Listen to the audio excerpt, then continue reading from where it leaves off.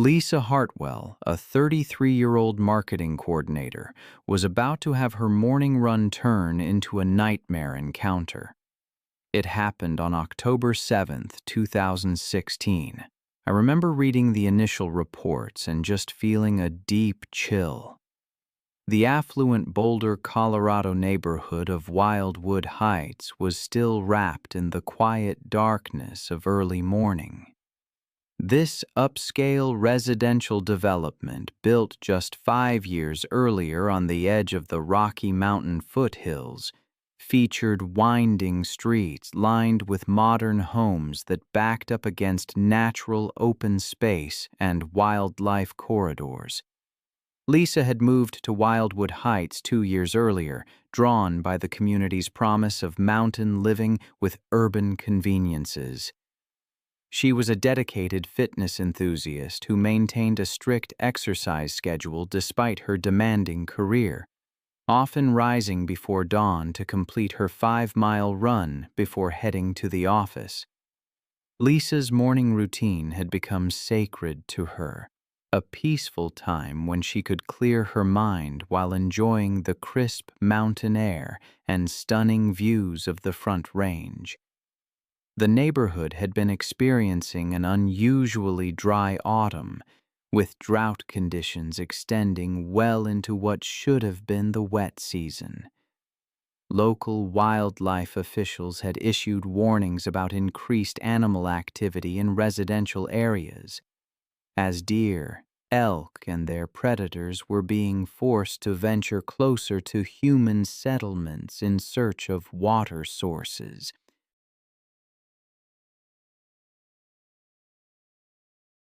Several residents had reported mountain lion sightings over the past month, including tracks found in backyards and a large cat spotted near the community's retention pond. Lisa had heard about the wildlife warnings, but dismissed them as typical Colorado mountain living concerns. She continued her early morning runs without altering her route or carrying any deterrents, confident that her familiar neighborhood streets were safe. Mountain lions, also known as cougars or pumas, are North America's second-largest wildcat species. Adult males weigh between 115 and 220 pounds. These powerful predators are perfectly adapted for hunting in mountainous terrain, possessing incredible stealth, speed, and jumping ability that allows them to leap vertically up to 15 feet and horizontally up to 45 feet. Mountain lions are primarily ambush hunters that rely on surprise attacks, typically targeting the neck and spine of their prey to deliver quick, fatal bites. As Lisa jogged through the pre-dawn darkness, she was completely unaware that a 140-pound male mountain lion had been stalking a mule deer through the drainage culvert that ran beneath the street she was approaching. Lisa's approach disrupted the carefully planned hunt, startling both the deer and the mountain lion. The deer bolted across the street and disappeared into the darkness, leaving the frustrated predator crouched in the shadows of the concrete drainage opening.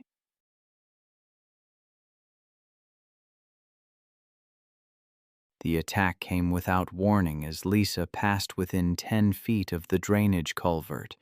The 140-pound mountain lion exploded from the shadows with incredible speed, covering the distance between them in a single powerful leap.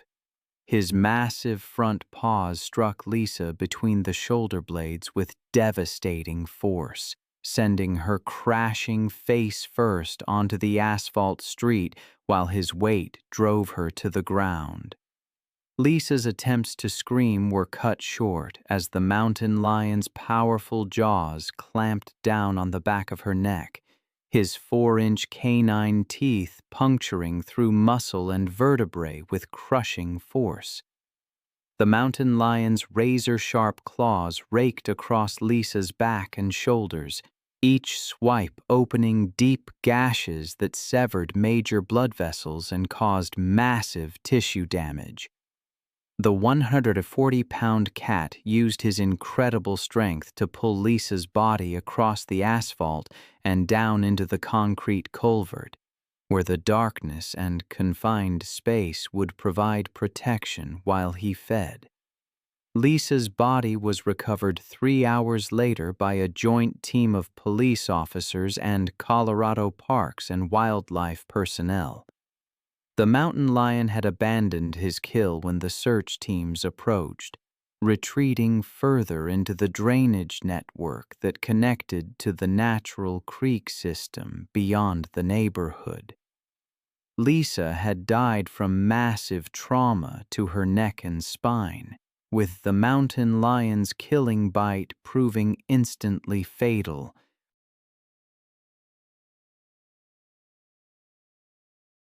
The investigation revealed that Lisa had been jogging along her usual route when she inadvertently interrupted the mountain lion's hunt, triggering the attack that cost her life. The mountain lion was tracked and euthanized the following day, after being located in the foothills above the neighborhood. It was August 19, 2017, when Felicity Grant arrived at Boulder County Open Space in Colorado, a vast wilderness area known for its rugged terrain and diverse wildlife population. The mountainous region stretched across thousands of acres of dense forest and winding trails that attracted outdoor enthusiasts. However, these same wilderness areas also served as prime habitat for mountain lions and other dangerous predators. Felicity Grant, a 39-year-old fitness influencer from Denver with over 5,000 social media followers, had planned what she called her ultimate wilderness transformation experience. Known for her entitled attitude and belief that her athletic superiority made her exempt from rules, she had already caused multiple confrontations at the park entrance. Her demanding personality became evident when she berated the teenage park attendant for suggesting she read safety guidelines, claiming someone of her fitness level didn't need advice from minimum wage employees. Park Ranger Tom Bradley had attempted to brief Felicity on recent mountain lion activity during her permit application process.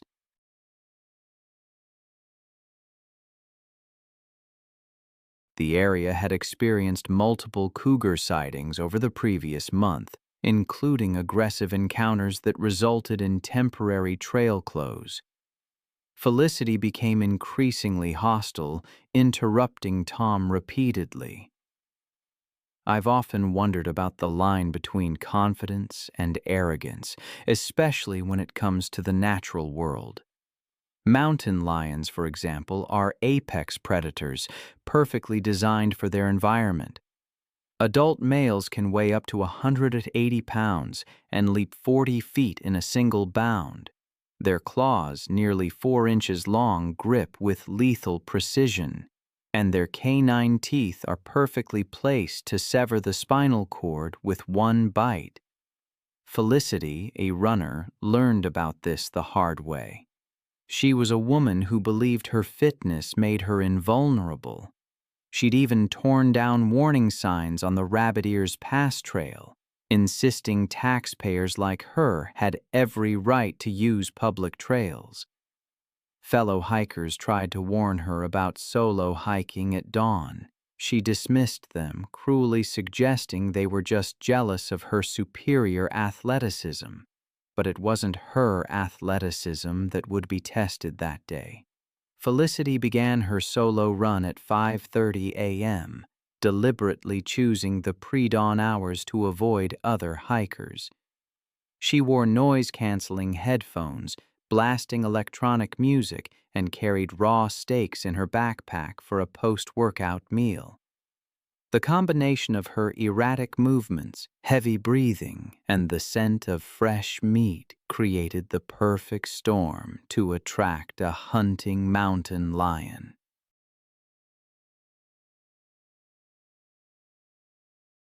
A 140-pound male mountain lion had been actively hunting in the area, establishing a territory that included the Rabbit Ears Pass Trail. The predator detected the scent of fresh meat from over a mile away and began tracking her. The cougar stalked Felicity along the ridge above the trail, using rocks and trees to remain hidden. As she rounded a sharp bend, the mountain lion positioned itself on a large boulder about 15 feet above the path. Unaware, lost in her music and arrogance, Felicity passed below. The mountain lion launched itself in a devastating aerial attack. The predator struck Felicity from behind with tremendous force. His claws raked down her back, his front paws wrapped around her shoulders and neck. His teeth found their target, clamping down on the back of her neck with surgical precision, severing the connection between her brain and body instantly. The bite penetrated deep, fracturing vertebrae. Paralysis was immediate. The cougar maintained his grip, his claws tearing, opening deep wounds. Within minutes, Felicity was gone, a combination of spinal cord severance, blood loss, and suffocation. The mountain lion then dragged her body off the trail to feed. 3 days later, a search and rescue team found her remains. It was December 3rd, 2014. Fluorescent lights hummed over the kennels at the county animal shelter. Jennifer Walsh, a 25-year-old veterinary student, walked with a determined stride. She believed every animal deserved a second chance.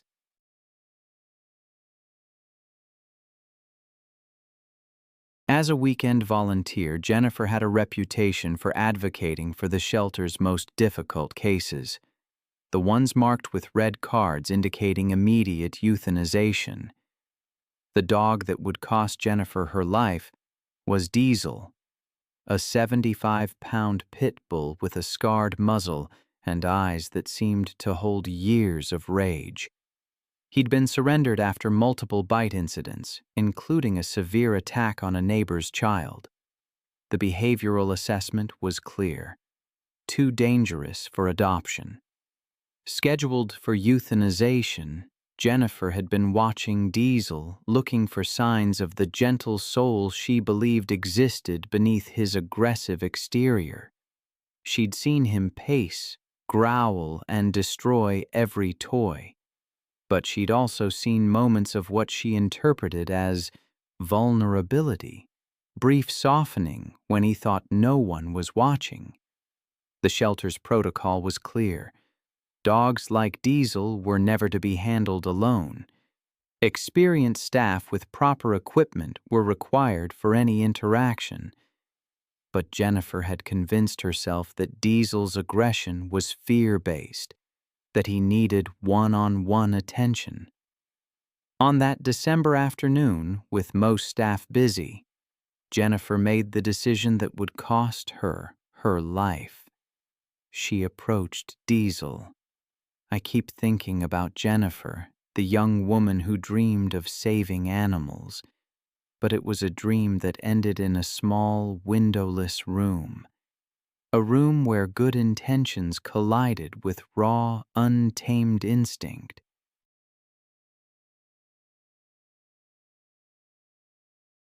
Her story is a chilling reminder that sometimes our love for animals can blind us to the very real dangers they pose.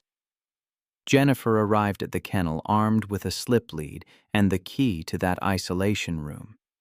Diesel, the dog in question, reacted instantly.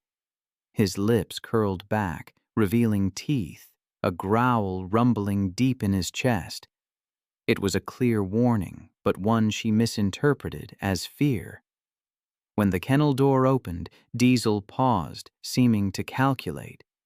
This hesitation gave Jennifer the confidence to slip the lead around his neck and guide him to the evaluation room. Once inside, she removed the lead, thinking freedom would relax him.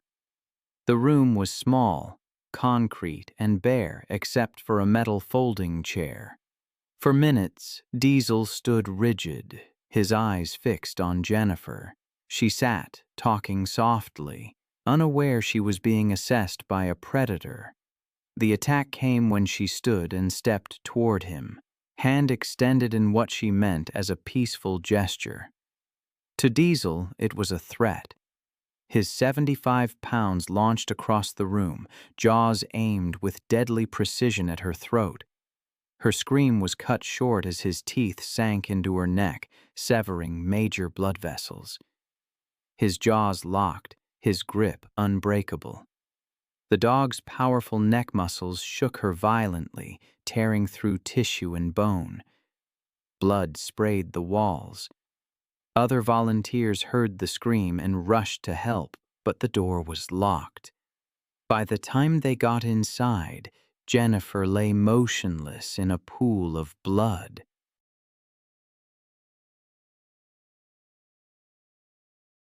Diesel stood over her, muzzle stained red, eyes burning with aggression.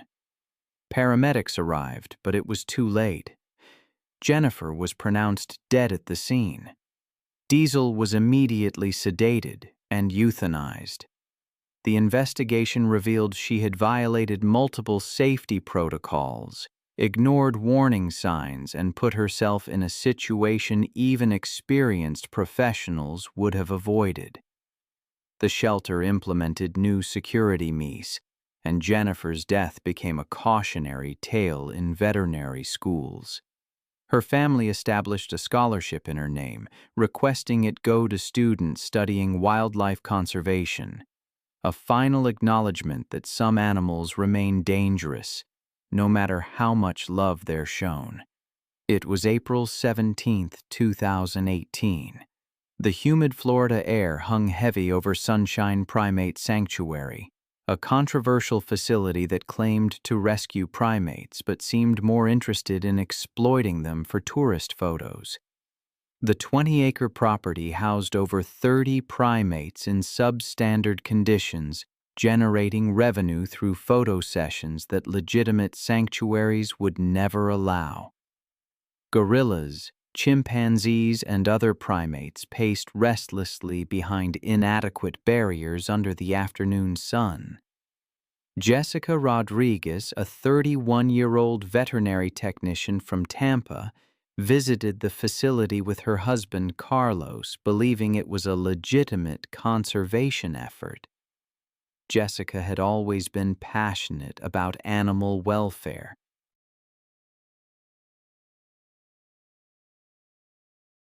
She had dedicated her career to it, earning her veterinary technology degree through years of hard work and sacrifice.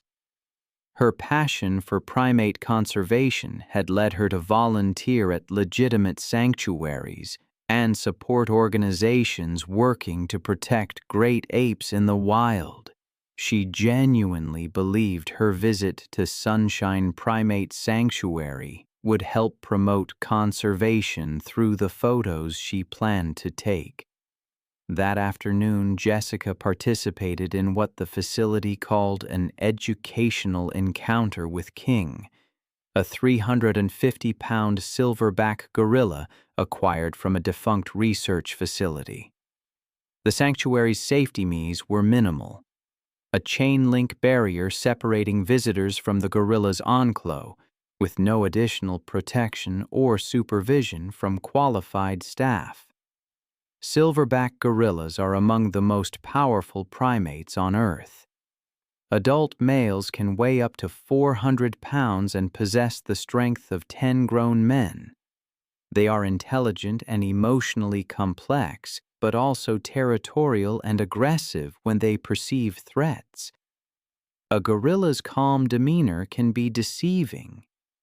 It might appear as friendliness, but it could very well be the calculated patience of a territorial animal, carefully assessing potential threats. I've read accounts where that misinterpretation led to tragedy. I remember one case in particular involving a woman named Jessica at the Sunshine Primate Sanctuary. She approached King, a 350-pound silverback, wanting to capture images that would convey his intelligence.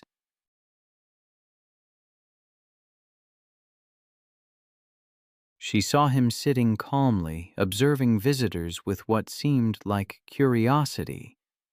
Driven by her conservation advocacy, Jessica made a fatal decision. She reached through the fence, believing physical contact would create a more powerful image. The moment her hand crossed the barrier, King reacted. He grabbed her arm with incredible force, pulling her against the chain link. The scream of shock and pain, they say, echoed through the facility.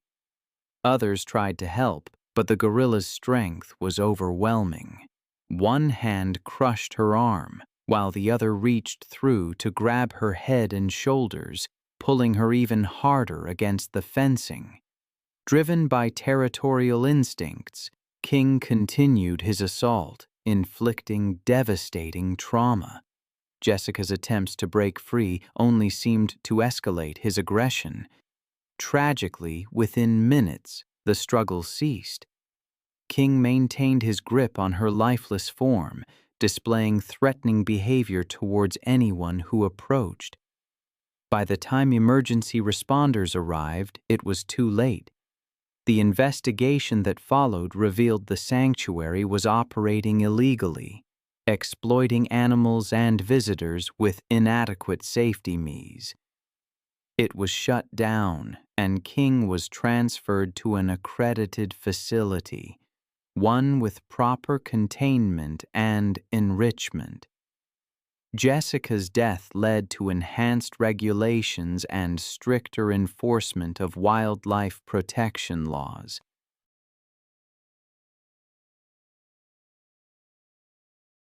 Her family established a foundation to support legitimate primate conservation, ensuring her passion lived on through organizations that truly protected great apes. Then there's the story of Maria Santos on March 18, 2017. It was the first warm evening of spring in the Mountain View Estates, an upscale neighborhood in Asheville, North Carolina. Maria, a 41-year-old single mother, worked part-time as a dog walker, caring for the pets of wealthy residents. She'd built a loyal clientele over 3 years, known for her reliability and love of animals.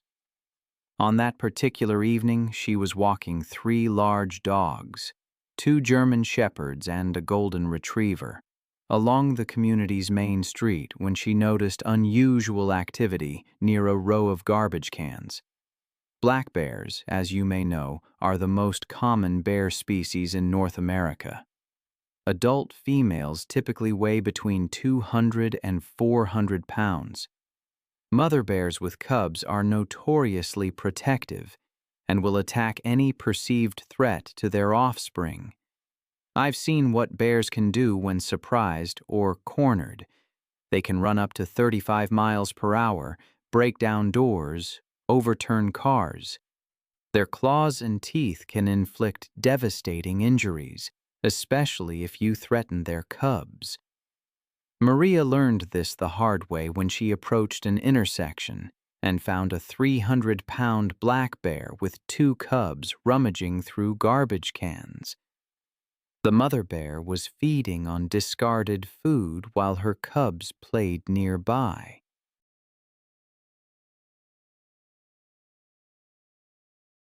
Maria, realizing the danger, began backing away slowly, but the 3 dogs she was walking became agitated and started barking aggressively at the bears. The mother bear's protective instincts kicked in. She rose to her full height, vocalizing aggressively, positioning herself between the dogs and her offspring. Maria tried to control the dogs and retreat, but their barking only escalated the situation. The 300-pound mother bear charged, covering the 30 yards between them in seconds. Maria, tangled in the leashes, fell hard onto the asphalt. The dogs scattered, leaving Maria vulnerable. The bear's paws struck Maria's back and shoulders with bone-crushing force, driving her face into the pavement. The bear's jaws clamped down on Maria's head and neck, teeth puncturing her skull and severing vital arteries. The bear's claws raked across Maria's torso and limbs, opening deep gashes. The attack was methodical, driven by maternal instincts. Nearby residents heard the commotion and called 911, attempting to scare the bear away. The mother bear eventually retreated with her cubs toward the forest, leaving Maria motionless. Paramedics arrived but couldn't save her. She had died from massive head and neck trauma. The investigation revealed that improperly secured garbage had attracted the bear, creating the conditions for the fatal encounter. Wildlife officials determined the bear acted defensively, protecting her offspring. The bear and cubs were relocated to a remote mountain area.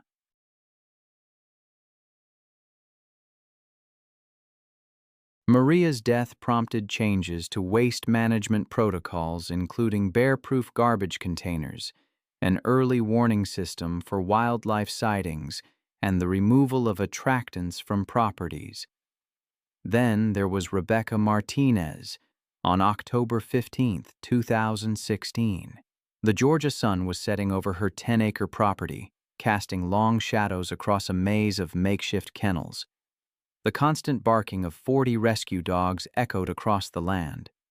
At 34, Rebecca had spent 8 years building her unofficial sanctuary, taking in dogs that other shelters wouldn't touch, the aggressive ones, the biters, the animals marked for euthanization. Her recent divorce had left her financially strained and emotionally isolated, with only her dogs for company on the remote property. Neighbors had grown used to the noise, though some whispered concerns about the woman who seemed to care more about dangerous animals than her own safety. She rarely left the property anymore, moving between enclos with hands scarred from countless bites. Friends noticed the changes in Rebecca. She'd grown thinner, more withdrawn, speaking more about her dogs than anything else. Her ex-husband had tried to warn her about the dangers, but she dismissed his concerns. The local veterinarian had stopped making house calls after one of the dogs had lunged at him through a fence gap. Even the feed delivery drivers left supplies at the gate.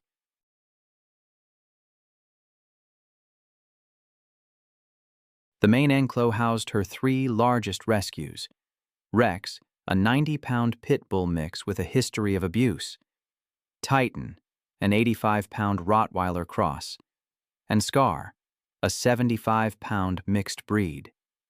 What Rebecca didn't realize was that these 3 had been forming an alliance, establishing a hierarchy that put them at odds with anyone who came between them and food.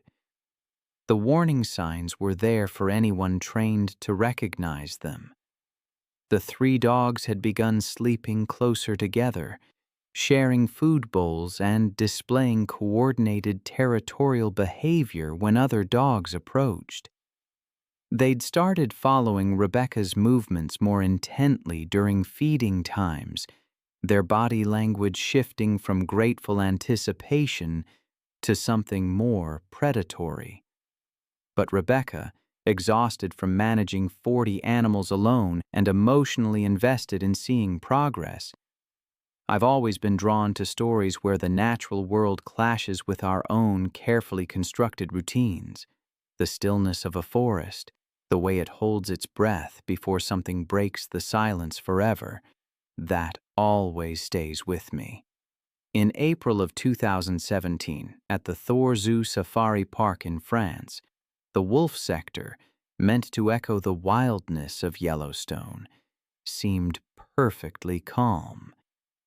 But within the shadows of the pines, something was stirring, waiting to shatter that quiet. Camille Morel, a 29-year-old fitness instructor, was a creature of habit.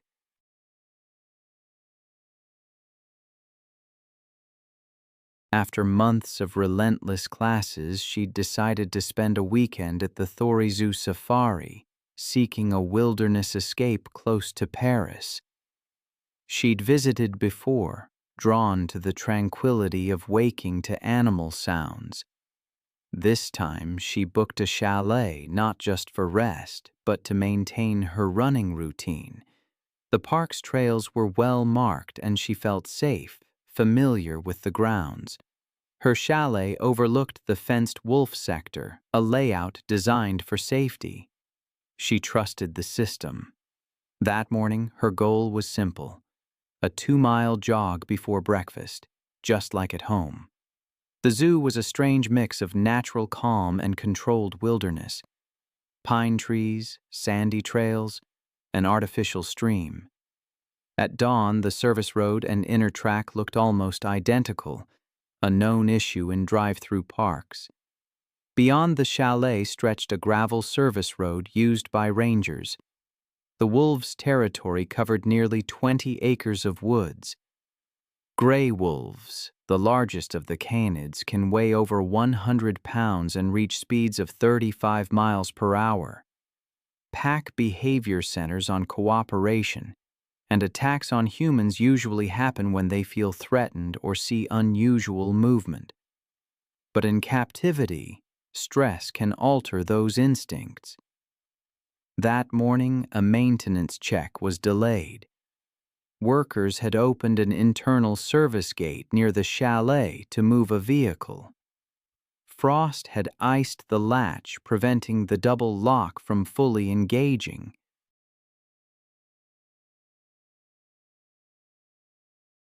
Distracted by a mechanical issue, one worker left the gate under maintenance override without confirming it was secure. The interlock, meant to be re-engaged, was forgotten. Around 7 a.m., Camille stepped out with her phone and water bottle, jogging down the gravel path bordering the guest area, seeing no posted warnings. I still remember the chilling details of the Thor Zoo Safari incident. A woman named Camille, jogging one morning, unknowingly crossed into the wolf enclave. The wolves, restless after a cold night, were quick to notice. What followed was a nightmare. She likely thought the path looped safely back, but by 7:20 a.m. she was nearly half a mile in, flanked by pines and brush, and alarmingly close to the wolves. A zookeeper in an observation tower spotted her and radioed for confirmation, but the words were barely out when the situation turned dire. At first, the wolves simply emerged from the trees, their posture low, tails stiff. Camille, perhaps used to seeing them behind fences, didn't immediately panic, but when they began to advance in a slow arc, she froze. She turned, saw the empty road behind her, and began to run. The wolves matched her pace, then accelerated. She glanced back once, a fatal mistake. Near a drainage trench, she tripped on the gravel and fell. Before she could get up, the lead wolf clamped down on her thigh. Another lunged at her shoulder. Her scream, I read in the report, carried across the enclave.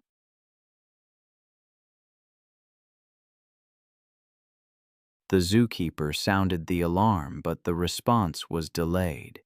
Within minutes, more wolves joined, surrounding her. The lead wolf released its grip, only to sink its teeth into her hip. She thrashed, trying to push herself forward, but one of the animals bit into her arm, shaking until it tore free. She was on her back, the pack pulling from opposite sides. She kicked weakly, then went still. Rangers arrived in a vehicle, finding the wolves clustered over her body. Warning shots scattered them into the trees. Camille lay on her side, clothing torn, deep bites covering her body. There was no pulse. An autopsy confirmed death by massive blood loss and crushing trauma. The family filed a lawsuit alleging gross negligence, and the court ruled in their favor. The park settled quietly. The incident led to a criminal negligence inquiry and procedural retrofits, including alarms that trigger if any gate remains unlatched for too long. All of this because of a simple morning run gone horribly wrong. Then there's the story of Ashley Martinez, a 23-year-old college student from Dallas. It was July 22, 2016, a scorching day in Oklahoma. Ashley, along with her boyfriend Jake, was visiting the Wild Art Big Hat Sanctuary, a private facility housing over 20 rescued lions, tigers, and other exotic cats. Ashley, always seeking unique photo opportunities, had discovered the sanctuary through social media.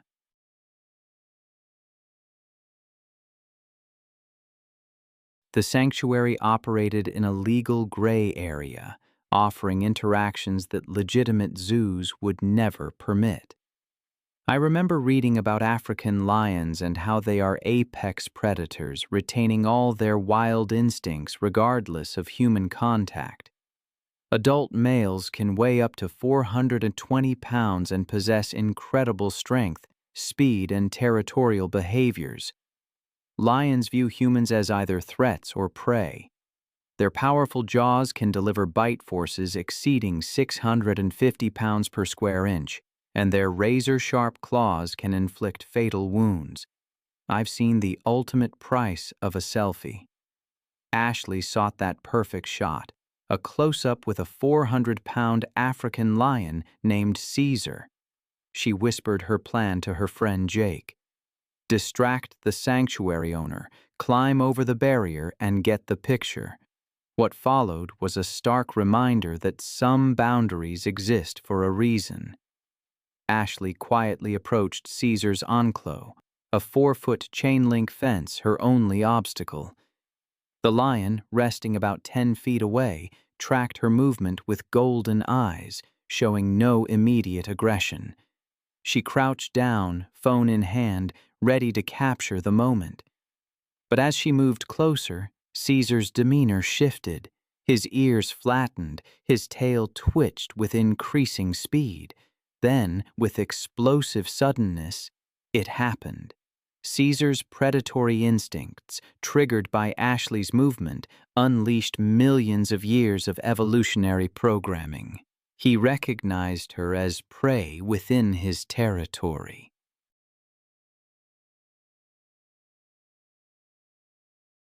In a single, powerful bound, the 400-pound lion launched himself at her.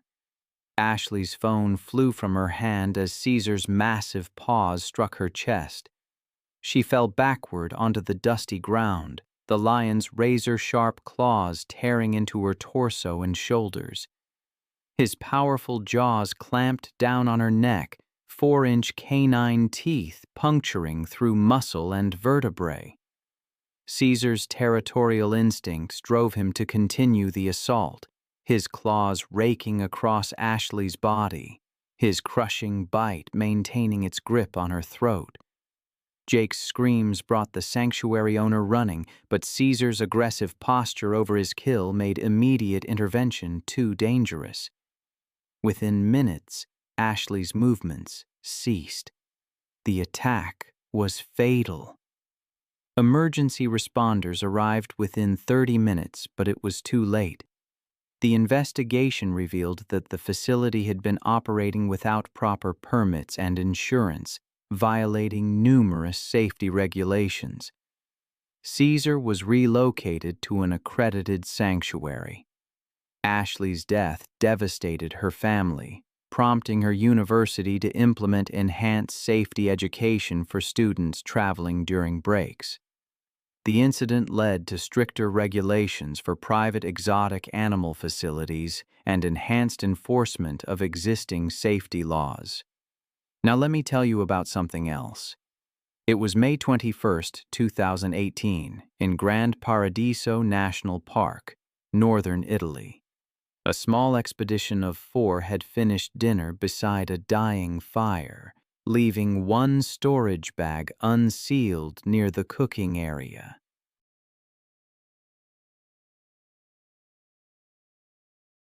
Giovanni Russo, 38, had worked these slopes for over a decade. A certified alpine guide, he and his wife, Elena, led small trekking tours for tourists seeking an authentic mountain experience.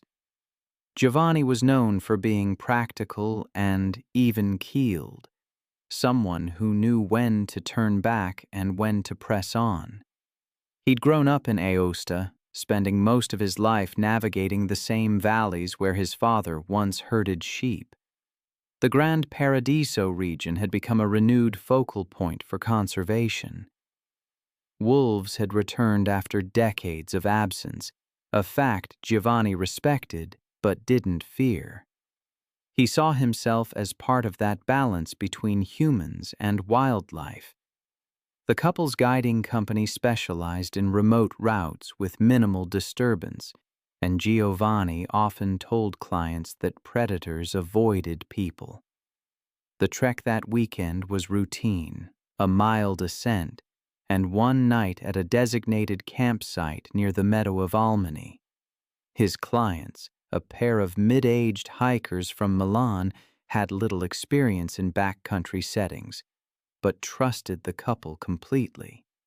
That night, one of them had left a pack of trail mix open near the fire pit, and scraps from dinner were tossed into the same area. Wolves in this region averaged between 60 and 70 pounds with lean gray coats blending into the forest. Normally nocturnal, they hunted red deer and chamois in coordinated packs. But in recent years, rangers had observed Boulder juveniles venturing closer to human camps, especially when food waste was left accessible.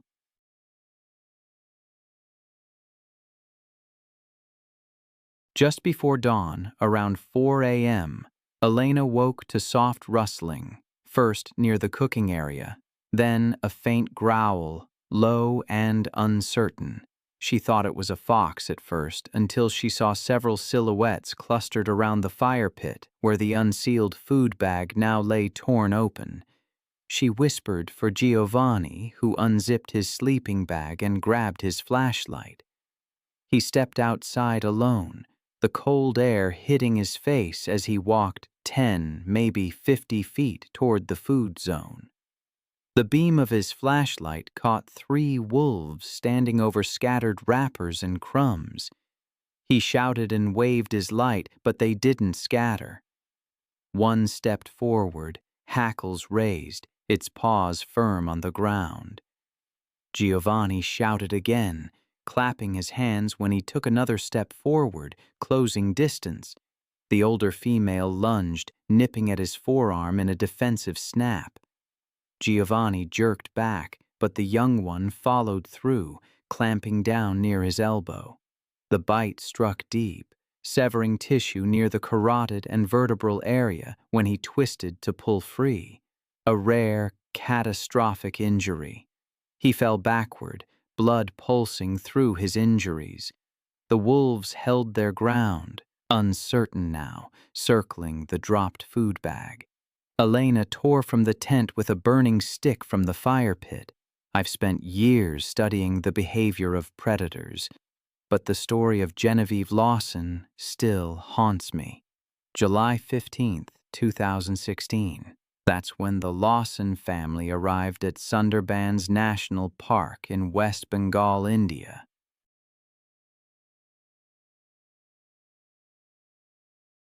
I can picture the scene so vividly, even though I wasn't there. The vast mangrove delta stretched endlessly before them, a maze of tidal channels and dense vegetation where the Ganges River meets the Bay of Bengal. Ancient mangrove trees rose from the brackish water, their aerial roots creating an impenetrable network. This UNESCO World Heritage Site harbored one of the world's most dangerous ecosystems, where saltwater crocodiles lurked beneath the surface and venomous snakes coiled in the canopy above. Genevieve Lawson, a 42-year-old real estate agent from London, had insisted on booking the most expensive boat tour package available. She was known for her demanding personality and unwillingness to accept limitations. She'd already berated their local guide, Ravi, multiple times during the morning briefing. Her husband, David, a 45-year-old investment banker, tried unsuccessfully to moderate her increasingly aggressive behavior. Their teenage children, Emma and Jake, watched uncomfortably as their mother dismissed every safety warning as unnecessary fear-mongering designed to limit their premium experience. Ravi, despite his 15 years of guiding experience in these treacherous waters, found himself intimidated by Genevieve's constant threats of negative reviews and demands for closer wildlife encounters. The motorboat had been equipped with safety barriers specifically to keep tourists safe from the apex predators that ruled this ancient domain.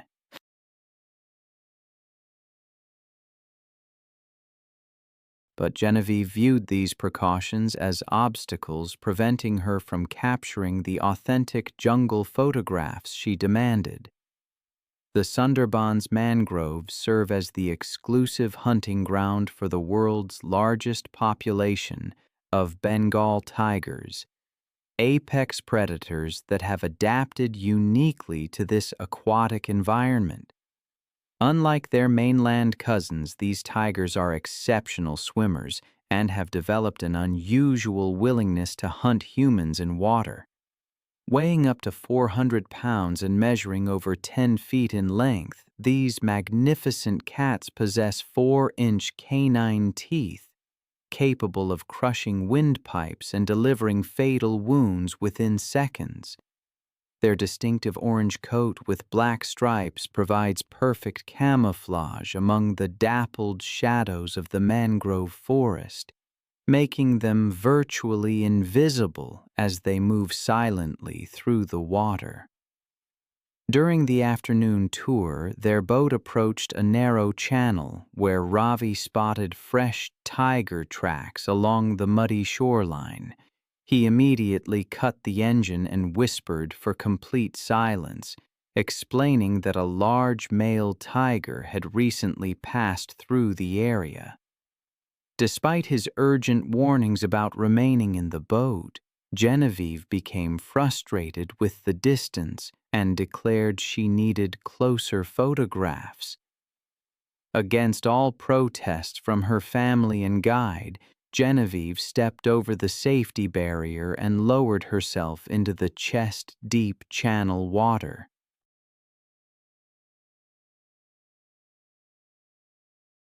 The murky tidal water concealed her movements as she waded toward the mangrove shoreline, camera held high above her head.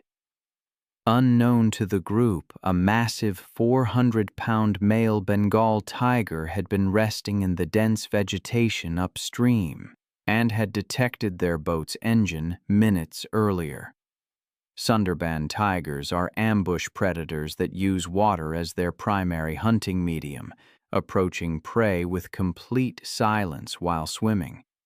This particular male had successfully killed humans before, and recognized the splashing sounds of vulnerable prey entering his territory. The tiger slipped into the water upstream and began swimming toward Genevieve with only its eyes and nose visible above the surface. When Genevieve reached the muddy shoreline and began photographing tiger tracks, she remained completely unaware of the approaching predator, The tiger closed the final 20 feet underwater, using its powerful limbs to propel itself through the murky channel with deadly precision. The attack erupted from the water with explosive violence. The massive tiger surfaced directly behind Genevieve and immediately clamped its powerful jaws around her throat from behind. The 4-inch canine teeth punctured through her neck muscles and crushed her windpipe with over 1,000 pounds of bite force. The tiger's signature killing technique involved suffocating prey by crushing the throat, and the massive prez collapsed her airway instantly.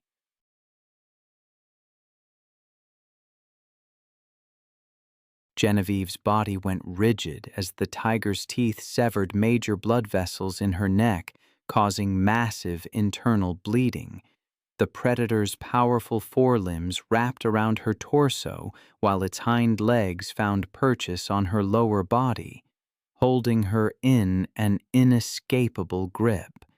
The tiger then began its drowning technique, pulling her backward into deeper water while maintaining its cruel grip.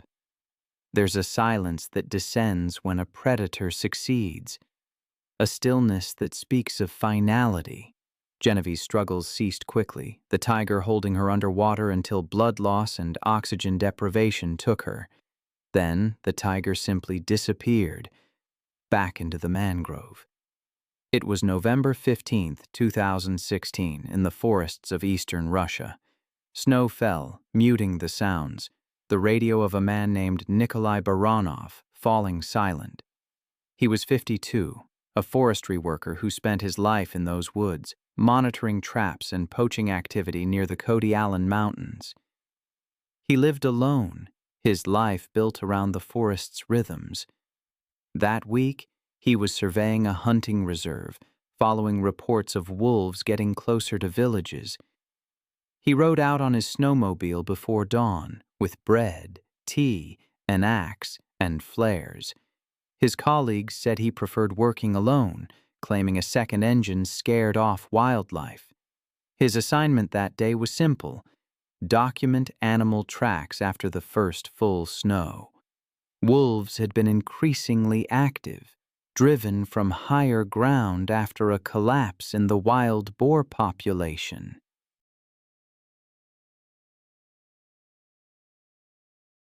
I've read that wolves there could travel up to 20 miles in a single night, driven by hunger.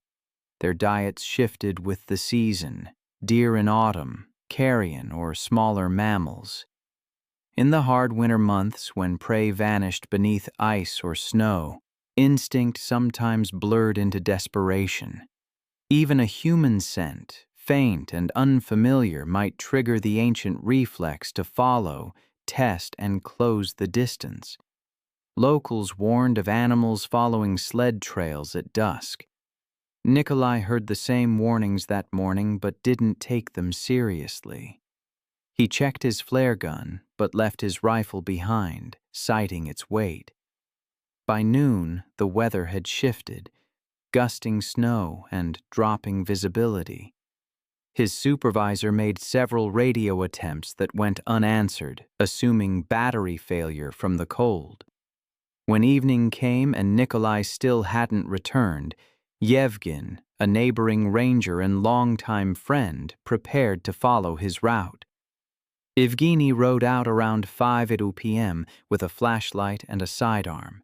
The tracks were faint but visible, a single snowmobile line winding north, then stopping abruptly about 800 meters from the ridge. The engine was half buried in snow, its headlights still faintly glowing. The tracks showed that Nikolai had dismounted, perhaps to clear ice.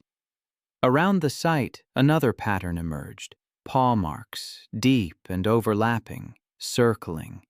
The snow bore drag lines, evidence of pacing. Then the circle tightened. The scene unfolded as a sequence of struggle.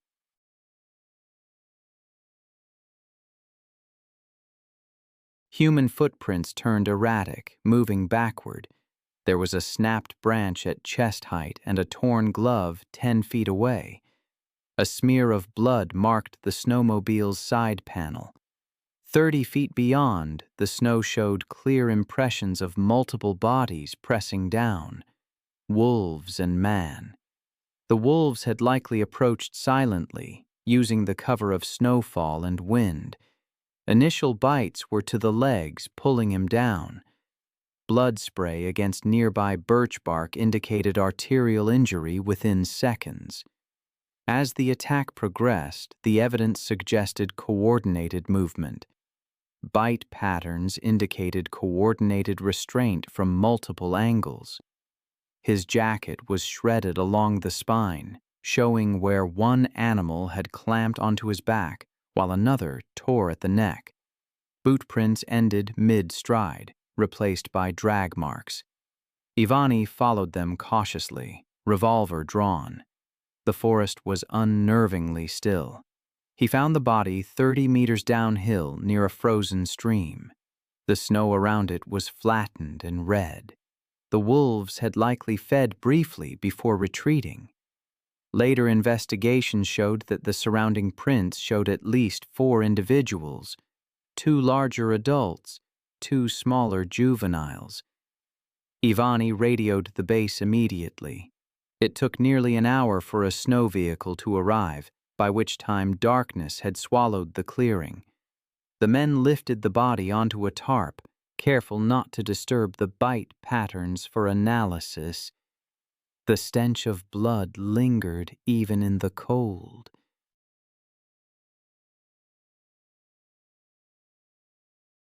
The pack didn't return, but distant howls echoed as the rescuers secured the area. Nikolai's remains were taken to Dalner for examination. The autopsy confirmed catastrophic blood loss with multiple punctures to major vessels and crushing trauma to the neck vertebrae, consistent with a fatal bite. Time of death was estimated shortly after the onset of the attack.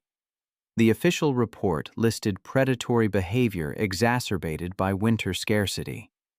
Specialists noted that 2016 saw an unusual decline in prey density across the region. The incident received a single mention on regional news framed as a tragic encounter during severe weather. There was no footage, only photographs from the recovery team that were never released publicly. It was June 14, 2015. And the Sunset Lake subdivision in suburban Tampa, Florida, was settling into another warm summer evening. The gated community, built around a series of interconnected retention ponds and decorative canals, had been marketed as a tropical paradise for retirees seeking the Florida lifestyle. Walter Walt Kowalski, a 67-year-old retired plumber from Ohio, was enjoying his 5th year in the Sunshine State from the comfort of his backyard patio, which overlooked one of the community's scenic waterways. Walt had moved. There are creatures alive today that have remained virtually unchanged for over 200 million years. I find that almost impossible to grasp.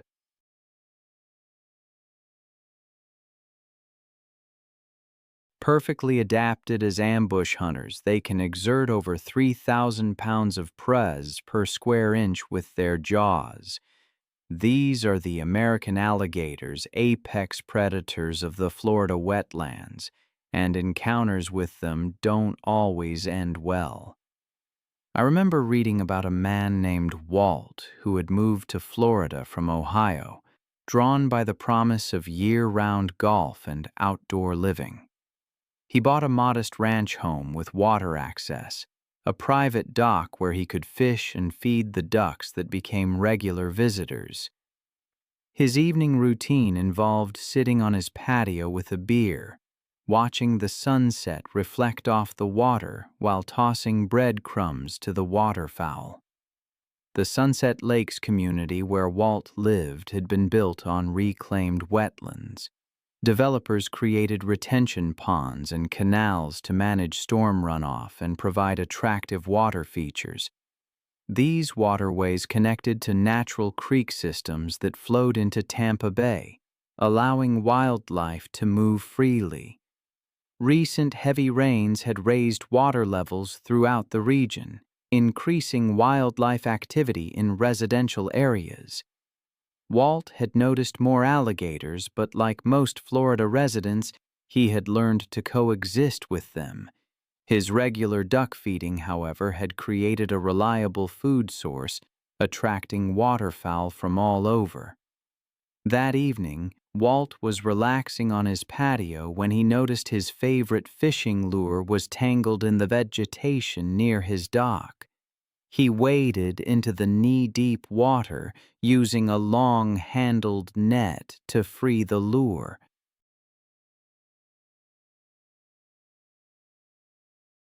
He'd done this many times over the past 5 years without incident, confident the shallow water was safe. But this time was different. The attack came from directly beneath him as he stood in the canal. A 12-foot male alligator, submerged motionless near the dock for over an hour, waiting for the ducks, exploded upward with devastating force. The reptile's jaws clamped down on Walt's right leg with bone-crushing power, fracturing his femur and severing major arteries. The alligator immediately initiated his signature death roll, spinning rapidly in the water while maintaining his grip. The violent rotation dislocated Walt's hip and pulled him fully into the canal, where the gator's natural advantages became overwhelming. The alligator dragged Walt toward the deeper center of the canal, where his superior swimming ability made escape impossible. Within minutes, Walt's movements ceased as drowning and massive blood loss overwhelmed him. Emergency responders arrived within 10 minutes of the call, but the alligator had already retreated to deeper water with Walt's body. Police and wildlife officers worked through the night to locate and capture the reptile, using specialized equipment to safely extract both the alligator and Walt's remains from the canal. The investigation revealed Walt's regular duck feeding had inadvertently attracted the large alligator, creating the dangerous situation.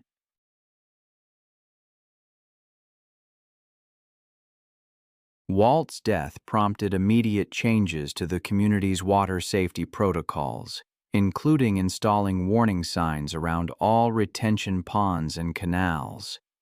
It was September 8, 2014. On that same day, far to the south, the vast wetlands of the Florida Everglades stretched endlessly under the blazing afternoon sun. Sawgrass prairies and cypress swamps teemed with some of America's most dangerous wildlife.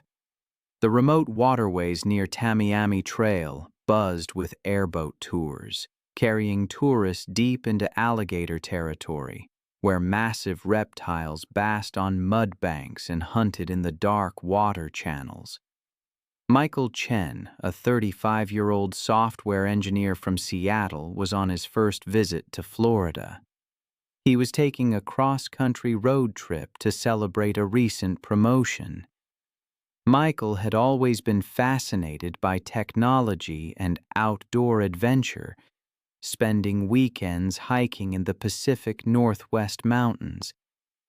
His engineering background gave him confidence in analyzing risks, but his experience with dangerous wildlife was limited to bears and mountain lions that could be avoided through precautions. Michael had grown up in urban Seattle, developing his love of nature through weekend camping trips with his father and uncle. His methodical approach to problem-solving had made him successful, but it had also given him perhaps too much confidence in his ability to assess and manage dangerous situations. He enjoyed taking photos of his travels to share with family and friends back home.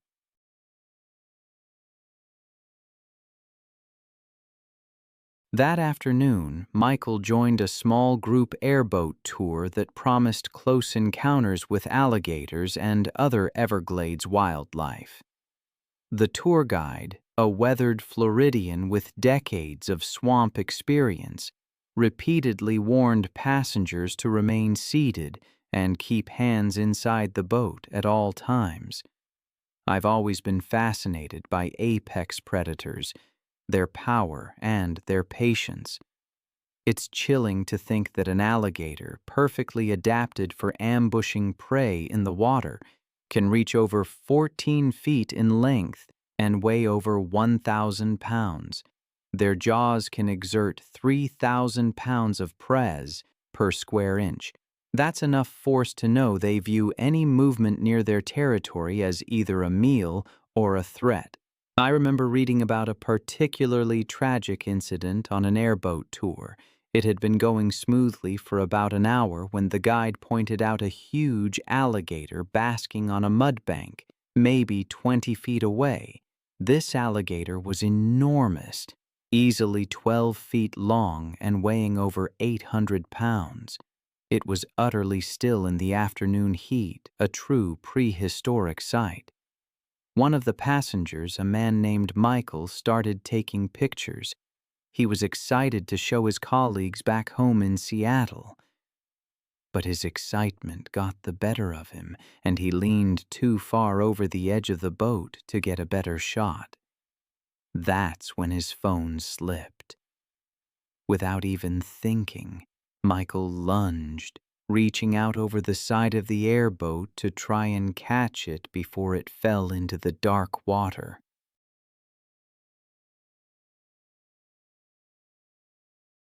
The alligator had been watching the boat with a predator's patience, and Michael's sudden movement triggered its attack.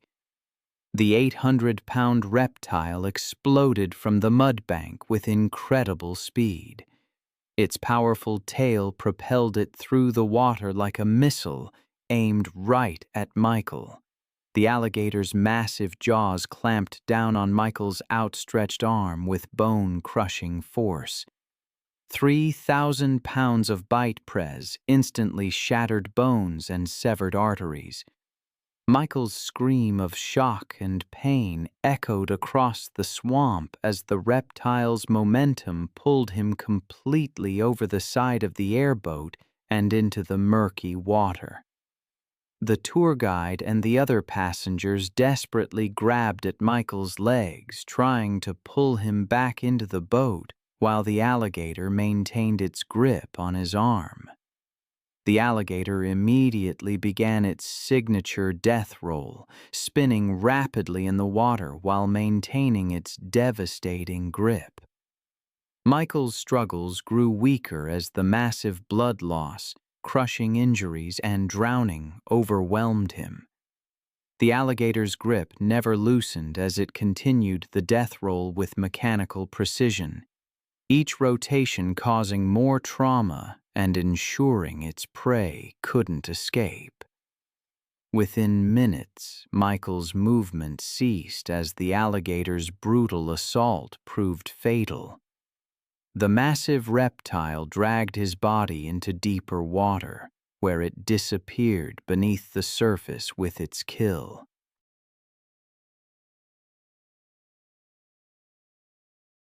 Emergency responders arrived within the hour, but Michael's body wasn't recovered until the next day, when wildlife officials located the alligator and retrieved the remains.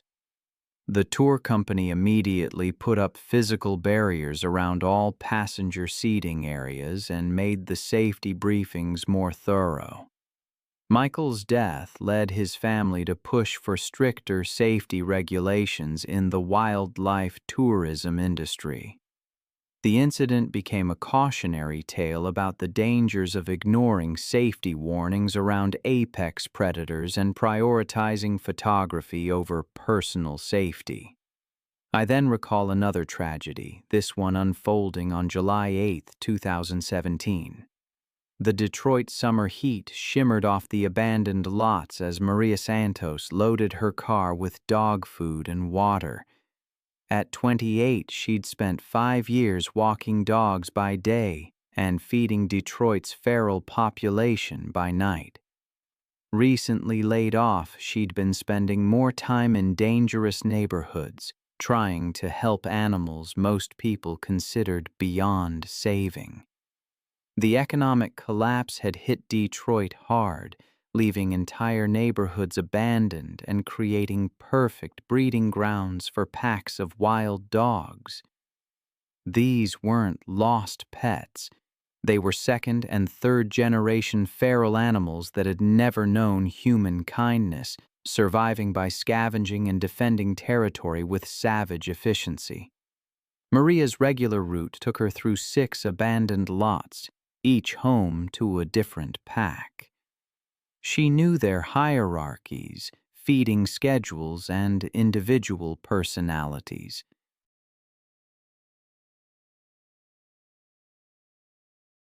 But the newest group concerned her the most. 6 dogs led by a large German Shepherd mix she'd nicknamed Alpha, including several animals she didn't recognize. This pack was hungrier, more aggressive, and less predictable than the others. But Maria's compassion overruled her caution. These animals needed help, and she was the only one willing to provide it. As twilight settled over the abandoned neighborhood, Maria parked near the lot where Alpha's pack had made their home. The area was a wasteland of broken concrete and waist-high weeds, perfect cover for animals that had learned to hunt and hide. Maria had been feeding this pack for 3 weeks, always maintaining a safe distance, but tonight felt different. The dogs seemed more agitated, their movements more coordinated, their attention more focused on her than the food. What she didn't realize was that pack dynamics had shifted with the addition of 3 new dogs, animals that saw humans not as providers but as competitors. Alpha emerged from the shadows first, his 80-pound frame moving with predatory grace. Behind him came the others, a scarred pit bull mix, 2 smaller dogs, and 3 newcomers whose breeds were impossible to determine. Their eyes reflected the dim streetlight like mirrors. Maria began distributing food as always, tossing handfuls of kibble in different directions to prevent fighting. But tonight, the strategy backfired. Instead of dispersing to eat, the dogs began to...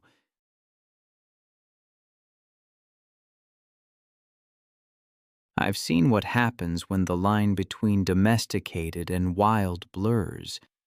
I remember reading about Maria, a woman who regularly fed a pack of stray dogs in an abandoned neighborhood. She saw them as creatures in need, creatures she could help.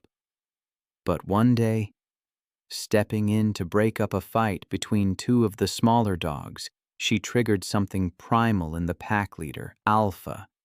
He saw her not as a provider, but as competition. The attack was swift and brutal.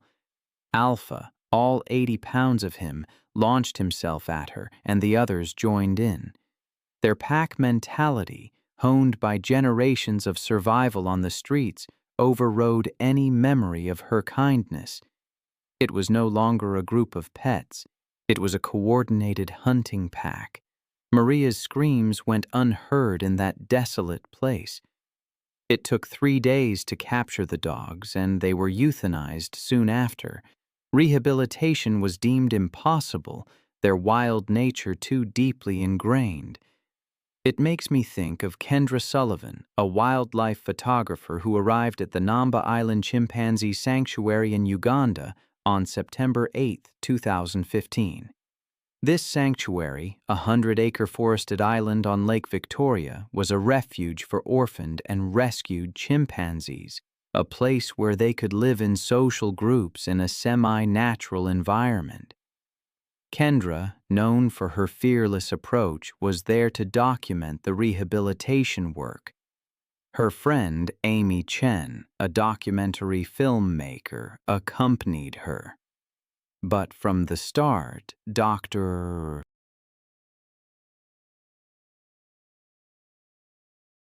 James Mukasa, the sanctuary's director, grew concerned.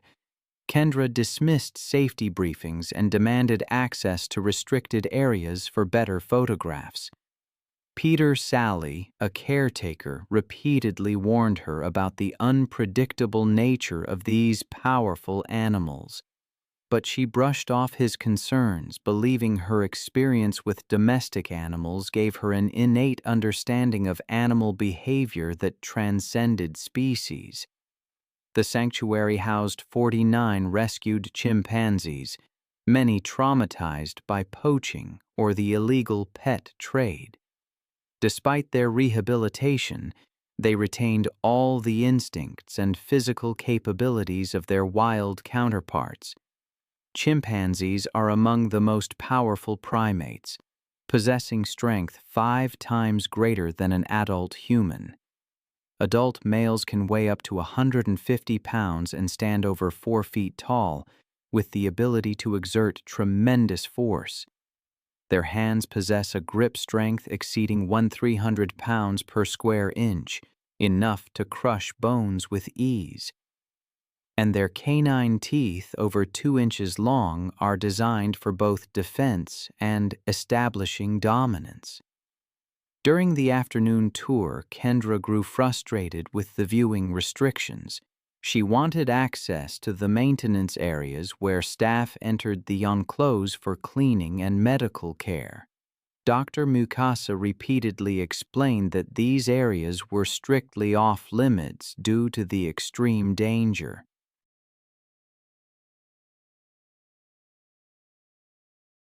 But while the group was observing chimpanzees in a distant enclave, Kendra noticed an unlocked gate leading to a maintenance corridor that provided direct access to the animal's living area. Despite explicit warnings, she slipped away from the group and entered the restricted zone, confident that her experience with domestic animals had prepared her for anything. The maintenance area brought Kendra within direct reach of Bozo, the sanctuary's dominant male. He was a 150-pound adult who had been rescued as an infant 15 years earlier. Bozo had shown aggressive tendencies toward unfamiliar humans and was considered one of the most dangerous animals in the facility.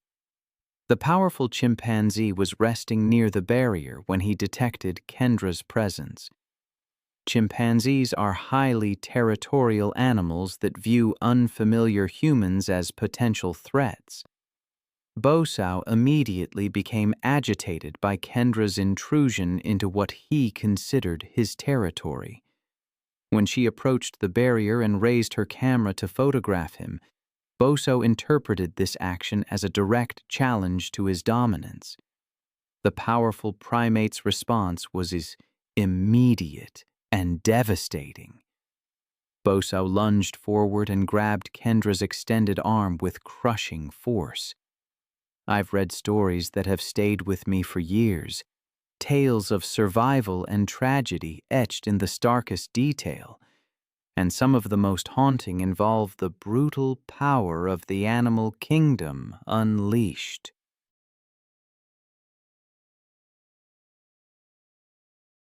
I remember reading about a chimpanzee named Bozo, and the attack is something I still think about. Bozo, with his immense strength, could generate 1,300 lb per square inch of force. During one encounter, that force immediately fractured the bones in a woman's forearm. He pulled her against a barrier, his instincts honed to inflict maximum damage by targeting faces, hands, and genitals. His canine teeth, over 2 inches long and razor-sharp, tore into her face and neck.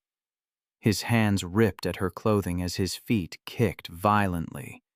The attack lasted nearly 2 minutes. Boso bit and clawed at her face, neck, and upper body.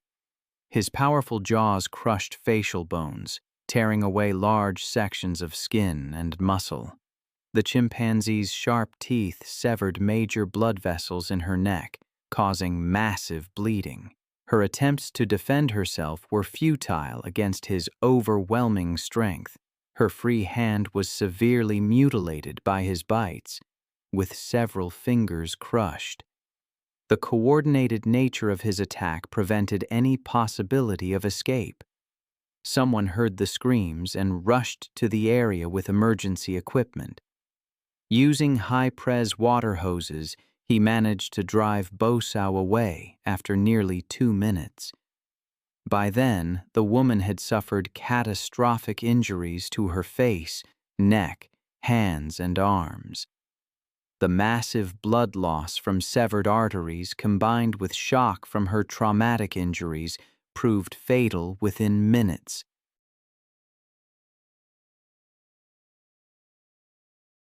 She died from hypovolemic shock and facial trauma before emergency medical services could reach the remote island location. The investigation focused on security failures that allowed visitor access to restricted areas. Enhanced security measures were implemented. Then I recall another incident, this one on February 9, 2014, near Lang, Saskatchewan. The morning light came slow through the northern boreal forest. For 2 men setting out that day, it seemed like another routine trip into familiar woods. But without warning, it would turn into something neither had imagined possible. David Lasky was 45, a part-time wildlife photographer who lived just outside Prince Albert with his wife and teenage son. He'd spent years tracking animal behavior through remote cameras, learning to move silently and read patterns in snow. Photography was both his passion and side income. His real job was at a lumber supply store, but weekends were for the woods. His cousin Jeff, 42, often joined him on winter runs to retrieve SD cards from trail cams. They had grown up hunting and fishing together, though neither carried a firearm anymore. That weekend, after a light snowfall, late-season hunger had made local deer scarce, and David wanted to check a set of cameras he'd left by a frozen creek north of Waskew Lake. They'd heard distant howls before, never close, and David believed wolves avoided humans by instinct.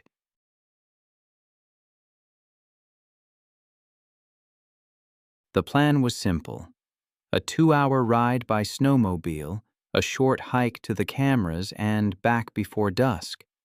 Wolves in the region were typically gray, thick-coated animals averaging about 90 liubi. They moved in tight family groups of 4 to 8.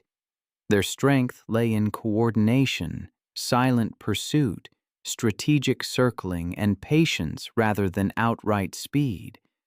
Under normal conditions, they avoided people entirely, focusing on deer and moose along the forest edges. The men dressed in insulated gear and carried only a single red flare for safety. By 9:30 a.m., they parked their snowmobile near the creek and began walking the last half-mile through packed snow, their breath hanging in the still air. At first, everything was normal. They reached the first camera, brushed off the lens, and swapped the SD card. Around 10:15, as they crossed the creek, Jeff's boot slipped on a patch of crusted but solid ice from recent thaw-freeze cycles.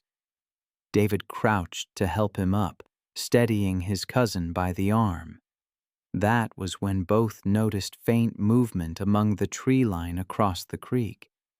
The animals stood still at first, only their eyes catching light. Jeff straightened and waved his arms, shouting to scare them off. The wolves didn't run. Unbeknownst to the men, a freshly killed deer lay half buried in snow about 20 yards behind the tree line.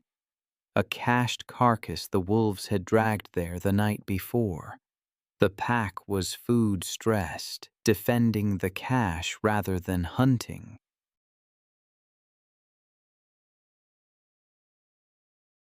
They began to fan out slowly, forming a loose semicircle. David muttered that they were just curious, that noise would drive them away. But even as he spoke, one of the wolves lowered its head and started advancing. The men began backing up the slope toward their snowmobile, moving quickly but without turning. The wolves followed, quiet and steady. Then the first lunge came, a gray blur across the ice, jaws clamping onto the back of David's leg. The impact drove him face first into the snow. Jeff spun and reached for the flare, but his gloves fumbled with the cap. Two more wolves broke from the trees, bounding fast, their paws sending up bursts of white powder. David tried to kick free, leaving streaks of blood against the snow. He managed to roll onto his back and swing an arm, hitting one wolf across the muzzle with his camera bag, but another struck from the side, teeth finding his shoulder. Jeff finally snapped the flare to life, the red flame hissing. He swung it toward the animals. One wolf snarled and darted back, fur singed along its flank, but the others held ground. David was on his knees now, one hand pressed to his thigh, blood pumping dark and fast through his fingers. He tried to rise, but his leg gave out beneath him. Jeff charged forward with the flare, yelling, waving it more aggressively. The heat drove them back momentarily, circling just out of reach. David slumped sideways.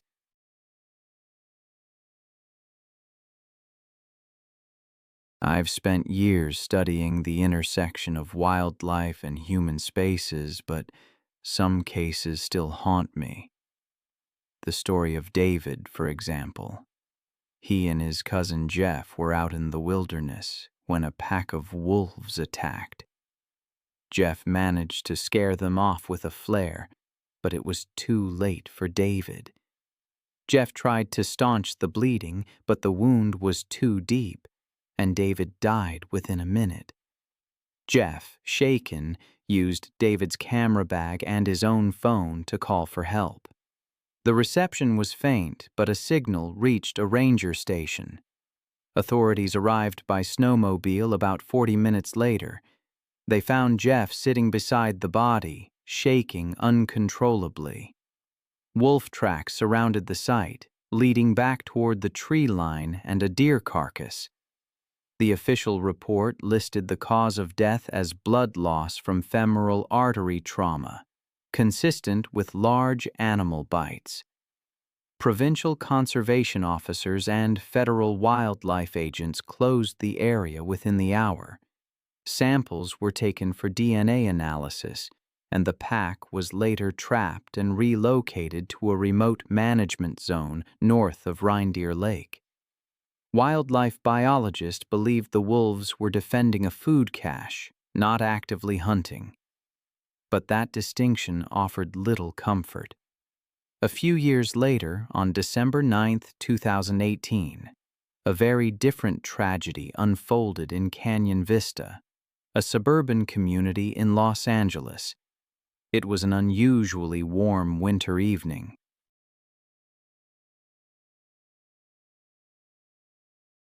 The residential development was built where urban sprawl met the wild chaparral of the Santa Monica Mountains.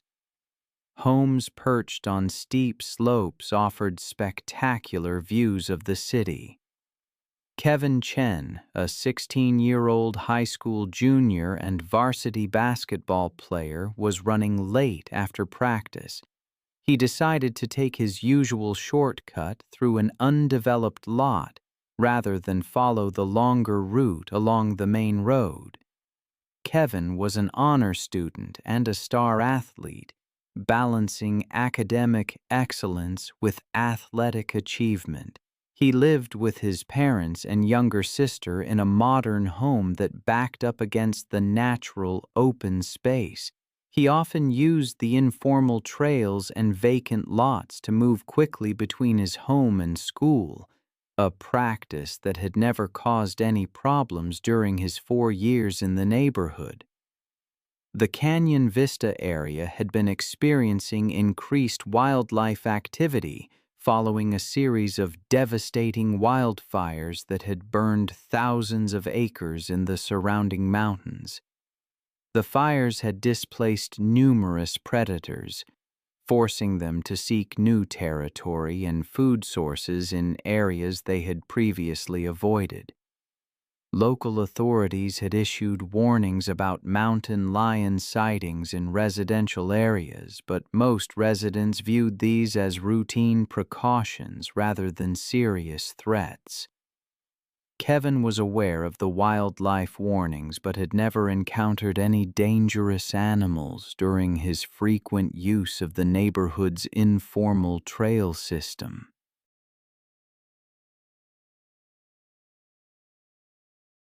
He carried his basketball gear in a backpack and typically moved quickly through the undeveloped areas, confident that his familiarity with the terrain and his athletic ability would keep him safe from any potential threats.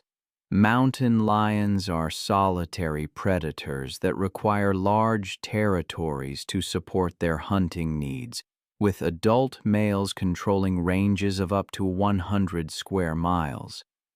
Juvenile males are particularly dangerous as they establish new territories, often displaying more aggressive behavior than experienced adults. These young cats are less skilled at hunting natural prey and may target easier victims, including domestic animals and occasionally humans. Mountain lions are capable of incredible stealth and can stalk prey for extended periods before launching surprise attacks from close range. As Kevin jogged through the overgrown vacant lot, he was unaware that an 80-pound juvenile male mountain lion had been using the area as a hunting ground for domestic cats and small dogs that wandered from nearby homes. The young cat had been displaced from his natal territory by an older, more dominant male, and was desperately seeking to establish new hunting grounds that could support his survival. The mountain lion had been stalking Kevin for several hundred yards, moving silently through the dense brush while staying downwind to avoid detection.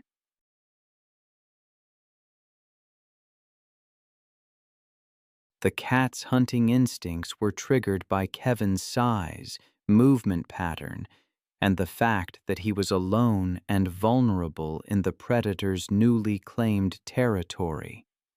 The attack came from behind as Kevin navigated through a particularly dense section of chaparral. The 80-pound mountain lion launched himself from the brush with explosive force, his powerful hind legs propelling him through the air to land squarely on Kevin's back. The impact drove Kevin face first into the rocky ground, while the cat's claws found purchase in his shoulders and back. The mountain lion's jaws clamped down on the back of Kevin's neck, his 4-inch canine teeth puncturing through muscle and vertebrae, his bite force targeting the spinal cord. Kevin's attempts to fight back with his backpack proved futile against the cat's superior strength and positioning. The mountain lion's razor-sharp claws raked across Kevin's shoulders and torso, each swipe opening deep gashes that caused massive blood loss. Kevin's screams for help echoed through the hillside community, alerting residents in nearby homes to the emergency unfolding in the vacant lot. Several homeowners called 911 while attempting to locate the source of the disturbance, but the dense vegetation made it difficult to pinpoint Kevin's exact location. The mountain lion continued his attack for several minutes, driven by predatory instincts and the stress of establishing new territory.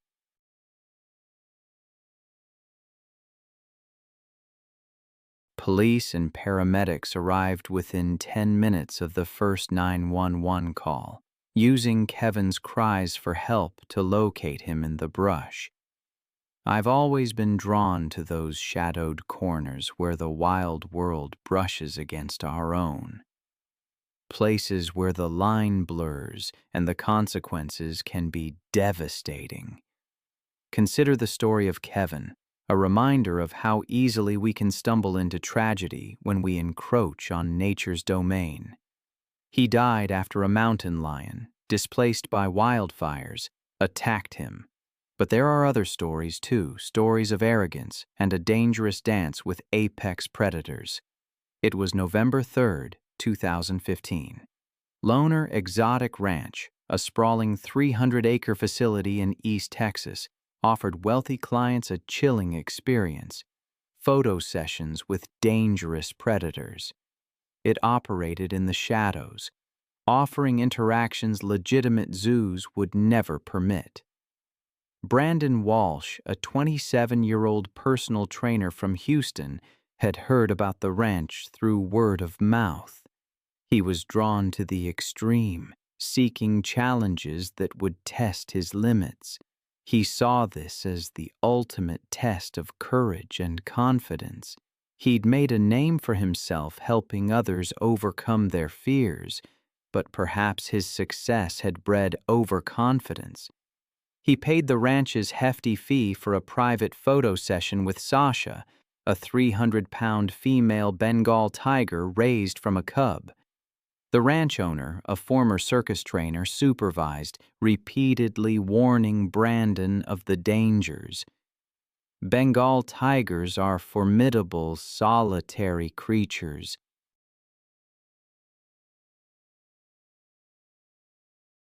Their jaws can deliver a bite force exceeding 1,000 lbs per square inch, and their claws can grow up to 4 inches long.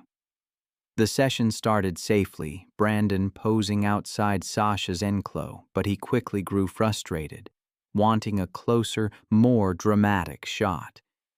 He convinced the owner to let him into a smaller holding area, separated from Sasha only by a chain-link barrier. It was a fatal decision. Brandon crouched near the barrier, extending his hand toward Sasha as if to assert dominance. The tiger's ears flattened, her tail twitched. The attack was swift. As Brandon shifted for another pose, Sasha's hunting instincts exploded. She launched herself at the barrier, her claws finding purchase on his arm. Her strength pulled him against the fence as her jaws snapped. The tiger's claws tore across his arm and shoulder, severing arteries. The owner intervened, distracting Sasha, but the damage was done. Brandon collapsed from shock and blood loss, his physical conditioning useless against such catastrophic injuries. I often find myself thinking about the line between our world and the wild. Sometimes that line is thinner than we imagine. Take the story of Brandon, a fitness model. He died because he posed with a tiger named Sasha at an unpermitted Texas ranch. Emergency responders arrived quickly, but it was too late. Massive trauma and blood loss. A tragedy born from the dangerous intersection of human ambition and untamed nature.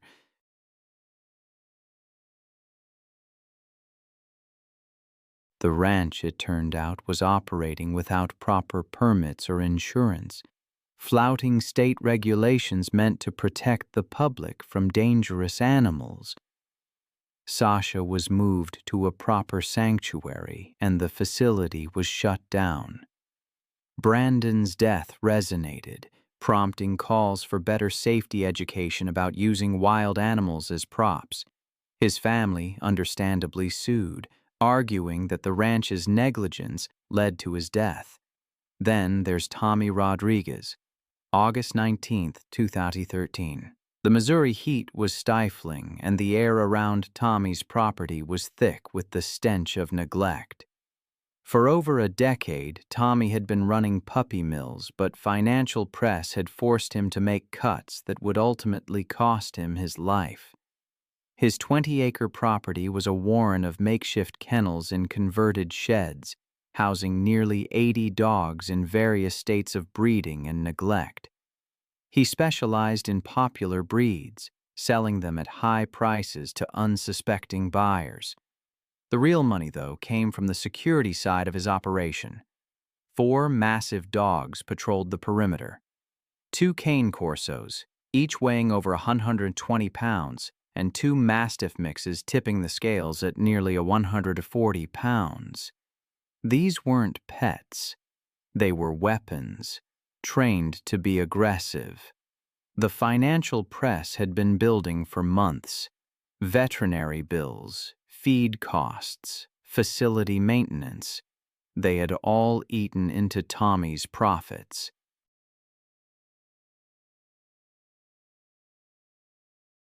Increased scrutiny from animal welfare organizations had forced him to be more careful, but he'd been cutting back on everything. Food, medical care, even basic maintenance. The guard dogs once fed premium meat had been reduced to scraps and cheap kibble. Tommy didn't realize that hungry guard dogs are exponentially more dangerous than well-fed ones. Hunger sharpened their predatory instincts, made them more territorial, and reduced their tolerance for human presence. The dogs had been showing signs of increased aggression for weeks. They'd begun fighting among themselves over food, marking territory more aggressively and showing less deference to Tommy's commands. A smart operator would have recognized the warning signs, but Tommy was desperate, distracted, and dangerously overconfident. On that sweltering August night, Tommy made his final rounds of the property, checking on breeding females and security systems. It was past midnight, and the Missouri countryside was silent except for distant barking and the hum of inadequate ventilation fans. He carried a flashlight and a metal rod, but his attention was focused on financial calculations rather than the danger lurking in the shadows. The guard dogs had been without food for 3 days, not by design but because Tommy had been too busy dealing with a sick litter to maintain their feeding schedule. Their hunger had reached a critical point where survival instincts overrode years of conditioning.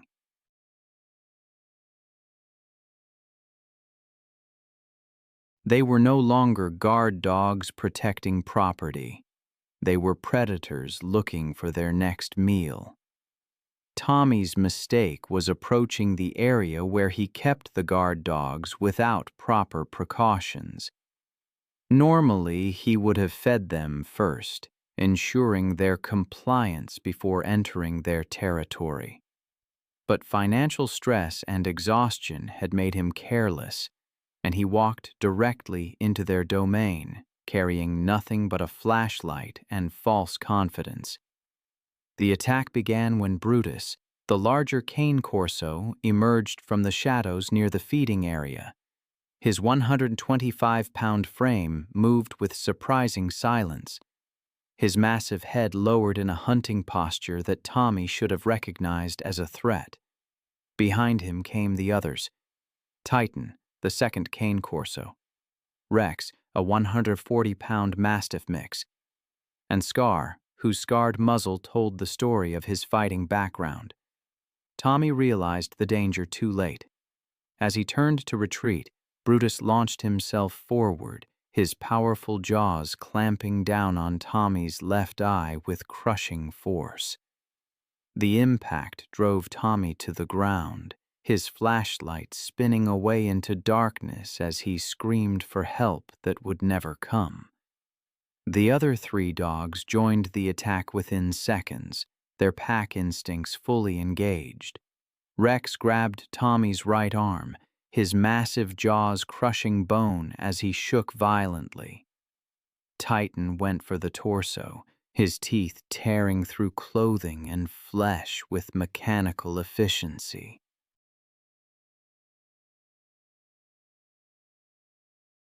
Scar circled the attack, darting in to bite and retreat, his fighting experience evident in his tactical approach. Tommy's screams echoed across the empty countryside, but his nearest neighbor was over 2 miles away. The dogs worked with the coordination of experienced predators. Their attacks focused on disabling their prey rather than killing quickly. They had learned patience in their previous lives, and hunger had made them methodical in their violence. The assault continued for nearly 20 minutes, with the dogs taking turns feeding on Tommy while he was still alive. His struggles grew weaker as blood loss and shock took their toll, but the animals showed no mercy. They had been conditioned to view violence as normal, hunger as constant, and humans as either threats or food sources. I've seen what happens when desperation takes hold. It's a primal force that can turn even the most docile creatures into something unrecognizable. I saw it in the case of Tommy, the puppy mill operator. His body wasn't discovered for 3 weeks. By then, the guard dogs, driven mad by hunger, had consumed him. They were the very animals he had used to guard his illegal operation, the animals he'd exploited. What remained of Tommy was scattered near the feeding area. The other dogs, trapped in kennels, starved to death. The stench of death eventually led authorities to uncover the horrific scene. The deputies found dozens of dead and dying dogs.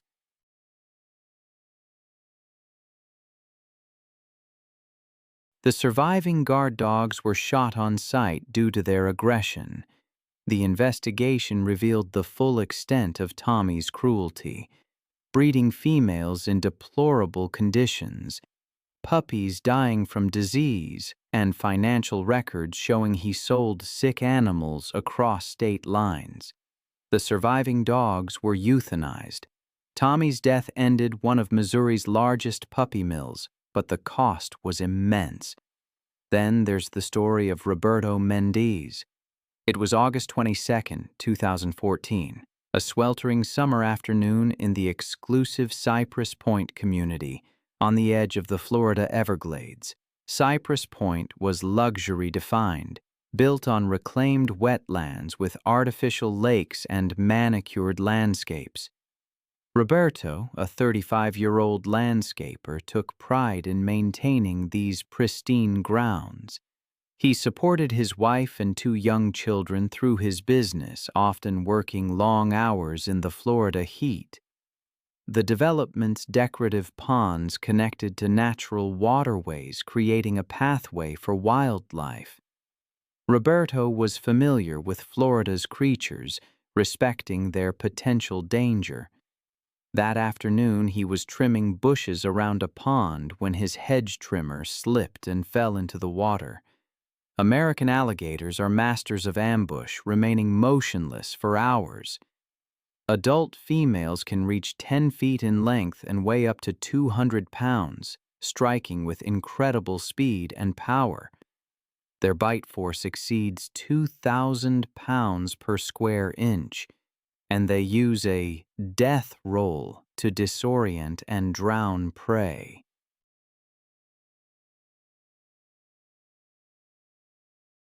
Roberto waded into the knee-deep water to retrieve his trimmer, assuming the pond was safe.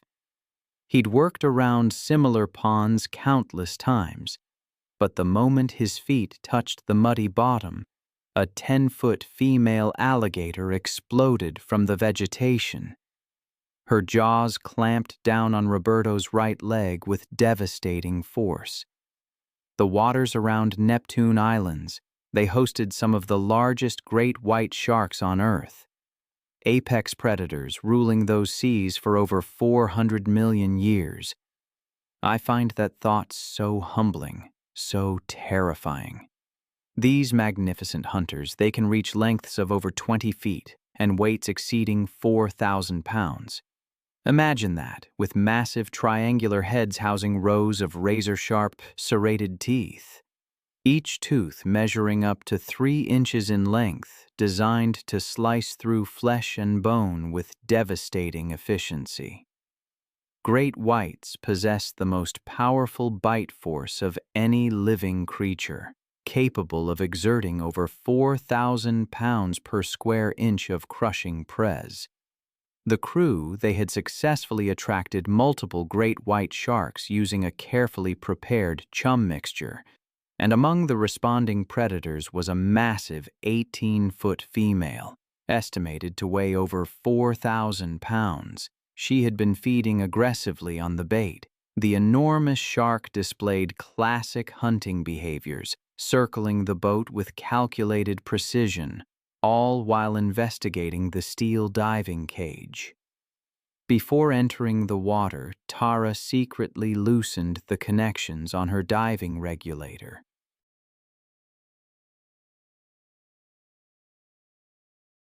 She was planning to create a fake equipment malfunction, one that would justify exiting the protective cage. She believed she was clever enough to manipulate the situation to get the unrestricted shark access she felt entitled to. Once submerged at the protective cage, Tara immediately began signaling fake distress to the surface crew, pointing frantically at her sabotaged regulator. Captain Morrison initiated emergency procedures to bring her to the surface, but instead of ascending, Tara swam away from the cage toward the feeding sharks, believing her superior intelligence made her invulnerable. Her erratic swimming movements created the exact type of distressed prey behavior that triggers great white hunting instincts. The massive female great white detected Tara's panicked swimming immediately and abandoned the chum bait to investigate this new potential prey. The enormous predator approached from below at speeds exceeding 25 miles per hour. The shark's assault was swift and devastating. Rising from the depths like a living torpedo, the great white struck Tara from below with tremendous force, its massive jaws opening to reveal rows of gleaming, serrated teeth. The impact drove Tara upward as the shark's jaws clamped down around her torso with bone-crushing press. The razor-sharp teeth sliced through her wetsuit and deep into her chest and abdomen.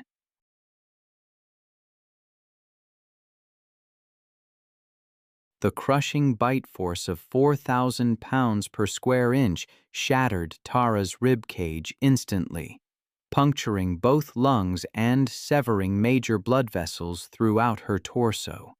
The shark's powerful jaw muscles continued applying press while its head thrashed violently from side to side, the signature feeding behavior that allows great whites to tear away large chunks of flesh. The violent shaking motion severed Tara's body at the waist, separating her upper and lower torso. I've seen firsthand how quickly nature can turn, how a lifetime of experience can be undone in a single fatal misjudgment. I've read reports, autopsies, and investigations that haunt me still. It's a stark reminder that even with the best intentions, respect for the wild is paramount. Tara's story is a chilling example. Massive amounts of blood clouded the water as a shark consumed her. She died within seconds from blood loss, traumatic shock, and the destruction of vital organs. Her belief that money could override the behavior of a natural predator proved fatally wrong. The investigation revealed equipment sabotage and violation of safety protocols, While maritime authorities implemented stricter regulations for shark cage diving, Tara's family filed lawsuits, seemingly echoing the same sense of entitlement that led to her death. Then there's the case of Harold Thompson. It was March 22, 2015, in Alabama. The sun beat down as barking echoed from kennels scattered across his property.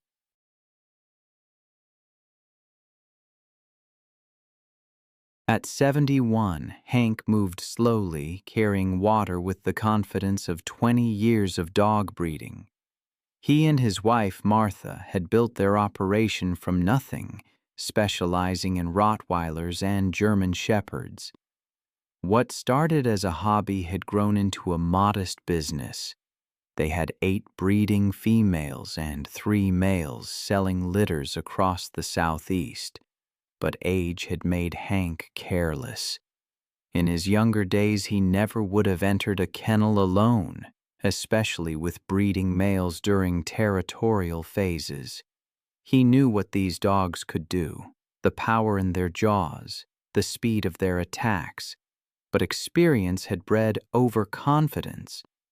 The centerpiece of their operation was Brutus, a 130-pound Rottweiler whose massive frame made him their most sought-after stud. At 4 years old, he was in his prime. His offspring commanded premium prices from buyers seeking protection animals. Recently, though, Brutus had been showing increased aggression. A minor injury to his left rear leg had left him limping and irritable. He even snapped at Martha when she tried to examine the wound. The veterinarian had prescribed pain medication, but the dog's temperament had grown increasingly unpredictable. Martha expressed concerns about Hank working alone with Brutus, especially given the dog's recent mood changes. But Hank dismissed her worries, convinced their bond was unbreakable. He'd raised Brutus from a puppy.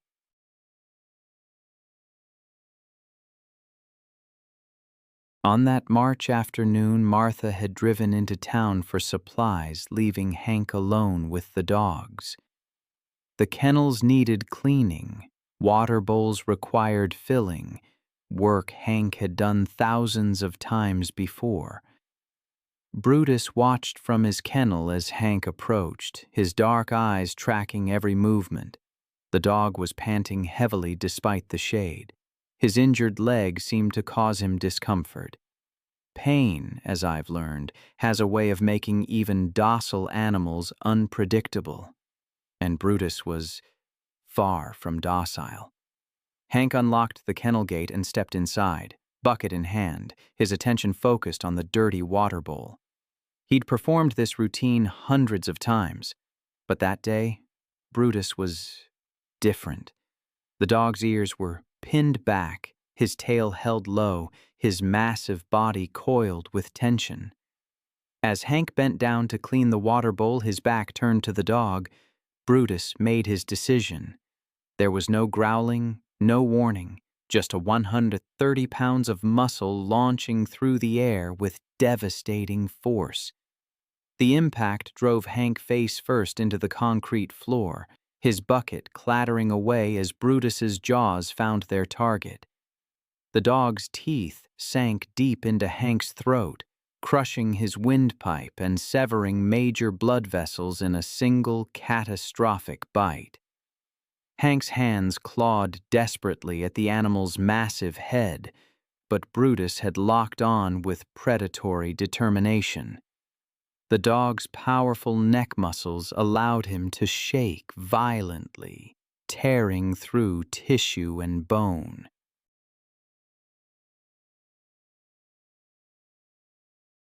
Hank's screams were cut short by the damage to his throat, replaced by a wet gurgling sound. Blood pooled beneath his body as Brutus continued his attack, driven by instinct bred into his lineage for generations. The assault lasted less than 3 minutes, but the damage was irreversible. When Brutus finally released his grip, Hank lay motionless on the kennel floor, his life ebbing away in the Alabama heat. Martha returned home 2 hours later to find the property strangely quiet. She called out for Hank as she walked toward the kennels but received no response. When she rounded the corner and saw Brutus standing guard over her husband's body, the full horror became clear. The dog's reaction to Martha's presence was immediate and threatening. He positioned himself between her and Hank's body, his lips pulled back in a snarl. Martha backed away, slowly dialing 911 from her truck. Sheriff's deputies arrived within 20 minutes, but Brutus refused to allow anyone near Hank's body. After consulting with animal control, the decision was made to shoot Brutus rather than risk additional casualties. The massive Rottweiler died with 3 bullets in his chest. The investigation concluded that Hank's death was a tragic accident, caused by his failure to recognize warning signs of an aggressive, injured animal. The breeding operation was shut down. The remaining dogs relocated, and Martha was left to grieve both her husband and the animal that had been part of their family.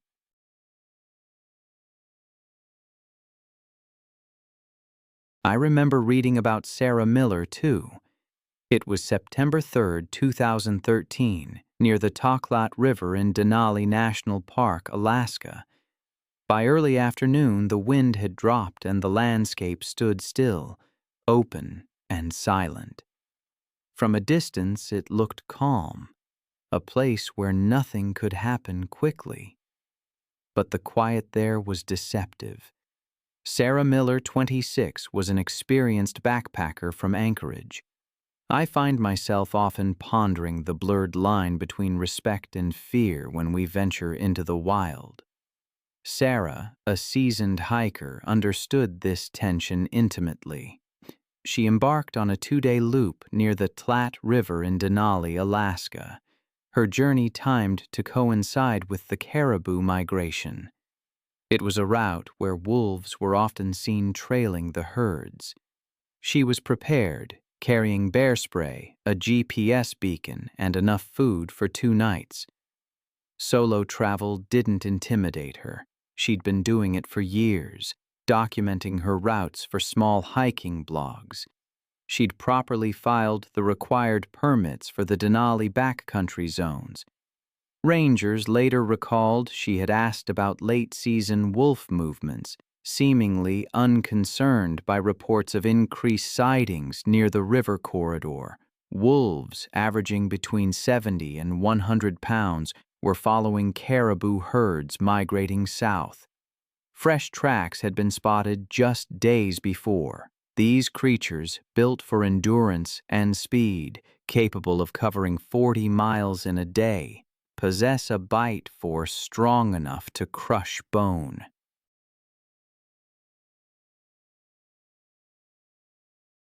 Yet they rarely approached people, typically subsisting on caribou, hares, and ground squirrels. However, when prey grew scarce or human scent carried traces of food, curiosity sometimes lingered. That week, rangers had posted advisories near trailheads, noting that several hikers reported wolves trailing them at a distance. Sarah had likely seen these postings when she signed out, though no record showed she changed her route. She was confident in her precautions. Statistically, Denali's wolves avoided confrontation. Around 4 p.m., a passing tourist group spotted a lone figure standing on a gravel bar below the ridge. It was Sarah, waving before continuing upstream toward her camp. She reached her final GPS coordinate sometime before 4:45 p.m. The last photos on her recovered camera showed wide shots of the river valley and a small group of wolves following a caribou herd in the mid-distance. Tracks later indicated she moved off the main gravel bar toward higher ground, likely planning to cut inland. About half a mile from her tent, the first sign of struggle appeared. Her GPS unit recorded erratic movement, rapid looping, then a sudden stop. Investigators reconstructed the events through physical evidence and predator behavior analysis. The wolves had diverted toward her position once the herd passed out of sight. Sarah likely saw them at a distance and deployed her bear spray once. Residue was detected on nearby vegetation.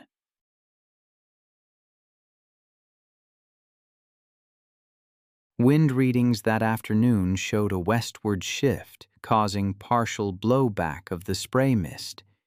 It worked briefly, driving the wolves about 20 feet back before the cloud dispersed. They began to circle again, emboldened by the fading chemical scent. One flank of the group approached from behind, following her retreat up a shallow embankment. Handprints pressed deep into the soil showed she climbed in haste. Blood marks began at the top of the slope. One wolf had likely lunged first, grabbing her backpack or arm. The straps were torn clean through, consistent with a pulling force rather than a cut. A second wolf joined, aiming lower, its bite breaking the skin along her thigh. She tried to fight back. The spray canister lay spent beside her pack, but the group coordinated, one attacking from the rear, the others darting forward. The ground at the site was churned with soil and hair, suggesting several minutes of movement before she was forced down. Analysis of tissue marks later revealed crushing bites to the neck and shoulder, consistent with a killing grip, the kind wolves used to suffocate large prey. Her jacket was shredded, and the torn sleeve, recovered 20 feet away, still held fragments of skin and fabric. Search efforts began that night, with both ground crews and a helicopter dispatched after rangers noted her vehicle unmoved. The aircraft spotted a disturbed patch of gravel near the Tlat Channel the next morning.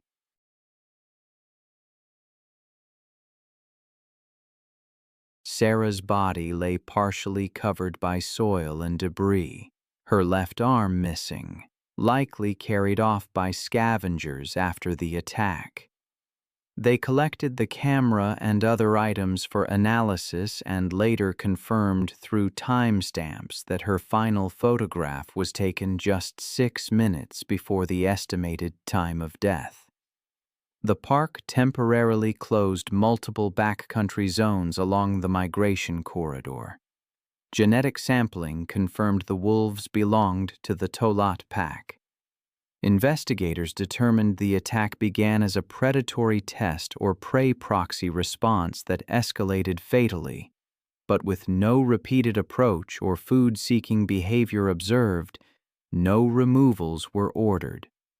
At a private debrief, rangers explained the findings to Sarah's parents, who later issued a short statement urging that the park not punish what it protects. It was April 14, 2018, when Monica Barrett arrived at Everglades National Park in Florida, one of the largest tropical wilderness areas in the United States. The vast wetland ecosystem stretched across 1.5 million acres of sawgrass marshes and shallow waterways, home to some of North America's most dangerous predators. The park's intricate network of channels created the perfect habitat for massive American alligators. Monica Barrett, a 44-year-old divorce attorney from Miami, had booked a solo kayak tour to clear her head after a difficult custody case.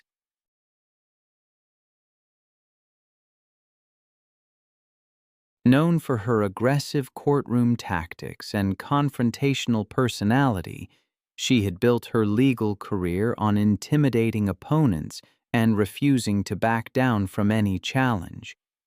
Her reputation for getting her way through sheer force of will had created a dangerous sense of entitlement. Tommy Rodriguez, a 52-year-old tour guide with over 20 years of experience, immediately recognized Monica as a problematic client during the morning safety briefing. She had interrupted his presentation. I've seen park rangers post warning signs, but sometimes those warnings are ignored with devastating consequences. I remember reading about a woman named Monica who visited a park during alligator nesting season. Despite repeated warnings about aggressive males protecting their territory, she dismissed them, even threatening legal action against a tour guide who tried to enforce safety protocols. She paddled her kayak into a restricted lagoon, clearly marked with signs. It was a primary nesting area for a massive bull alligator, a 12-foot, 800-pound reptile that had been actively defending his territory for weeks. The alligator detected her paddle strokes almost immediately.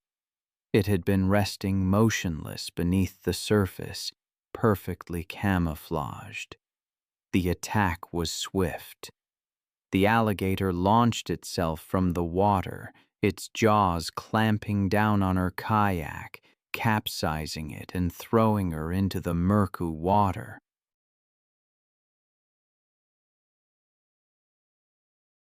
It then locked onto her torso, its razor-sharp teeth puncturing her life jacket, her chest, and abdomen. The alligator then began its signature death roll, a violent spinning motion meant to disorient prey and cause massive internal trauma. The reptile rotated rapidly, spinning Monica's body while maintaining its crushing grip. The death roll continued for over a minute. The violent motion filled her punctured lungs with water, and the crushing press prevented her from breathing. The combination of trauma, drowning, and blood loss proved fatal within minutes. Rescue teams couldn't reach the remote lagoon in time. It reminds me of another incident, this one on May 14, 2017, in Great Smoky Mountains National Park. The ancient mountains rose majestically, shrouded in mist. Sarah Johnson, a 29-year-old nurse from Atlanta, was hiking with her fiancé Tom, celebrating their engagement. Sarah loved photography and always carried her camera to capture memories. She'd been hiking throughout the Southeast for over 5 years, building her wilderness skills. These mountain getaways were a welcome escape from her demanding job at a busy trauma center. They were hiking through a remote alpine meadow when they saw 2 black bear cubs playing in the tall grass, their mother nowhere in sight. Sarah knew this was a rare photo opportunity. Black bears are, I know, North America's most common bear species, but I also know that a mother bear with cubs.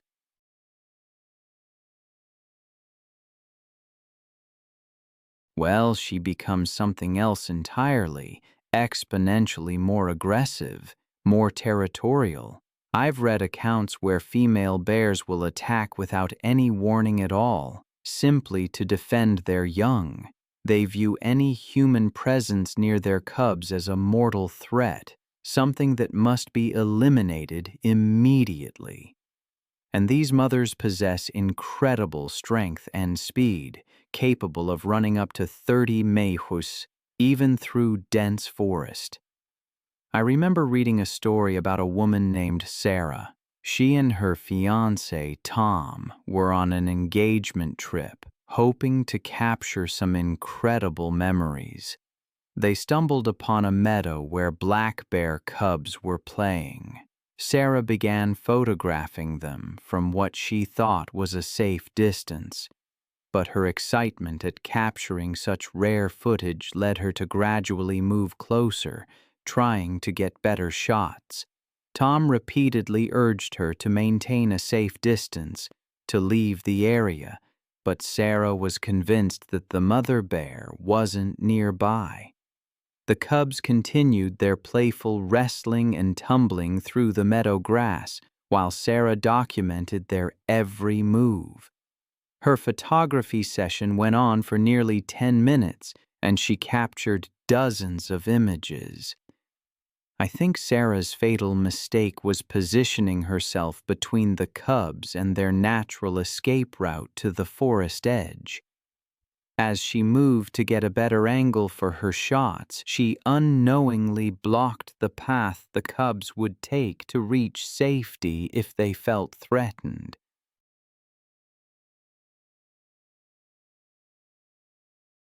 This triggered the protective instincts of their mother, who had been watching from the tree line. The mother bear's charge from the forest was swift and terrifying. The 200-pound female covered the distance to Sarah's position in mere seconds. Her powerful legs propelled her massive frame with surprising speed. Her territorial fury focused entirely on eliminating what she perceived as a threat to her cubs. Sarah attempted to retreat when she saw the charging bear, but her foot caught on a fallen log, and she tumbled backward, still clutching her camera. The mother bear reached Sarah's position before she could regain her footing, striking her with bone-crushing force. The bear's massive paw connected with Sarah's back, her razor-sharp claws raking across Sarah's spine and shoulders, while the impact shattered several ribs. Sarah's camera flew from her grip as the bear's enormous weight pinned her to the ground. Her attempts to call for help were silenced by the crushing press on her chest. The mother bear's powerful jaws clamped down on Sarah's neck, her crushing bite force fracturing vertebrae and severing vital arteries. The bear's protective instincts drove her to continue the assault until she was certain the threat to her cubs had been completely eliminated. Within minutes, Sarah's movement ceased as the mother bear's brutal assault proved fatal.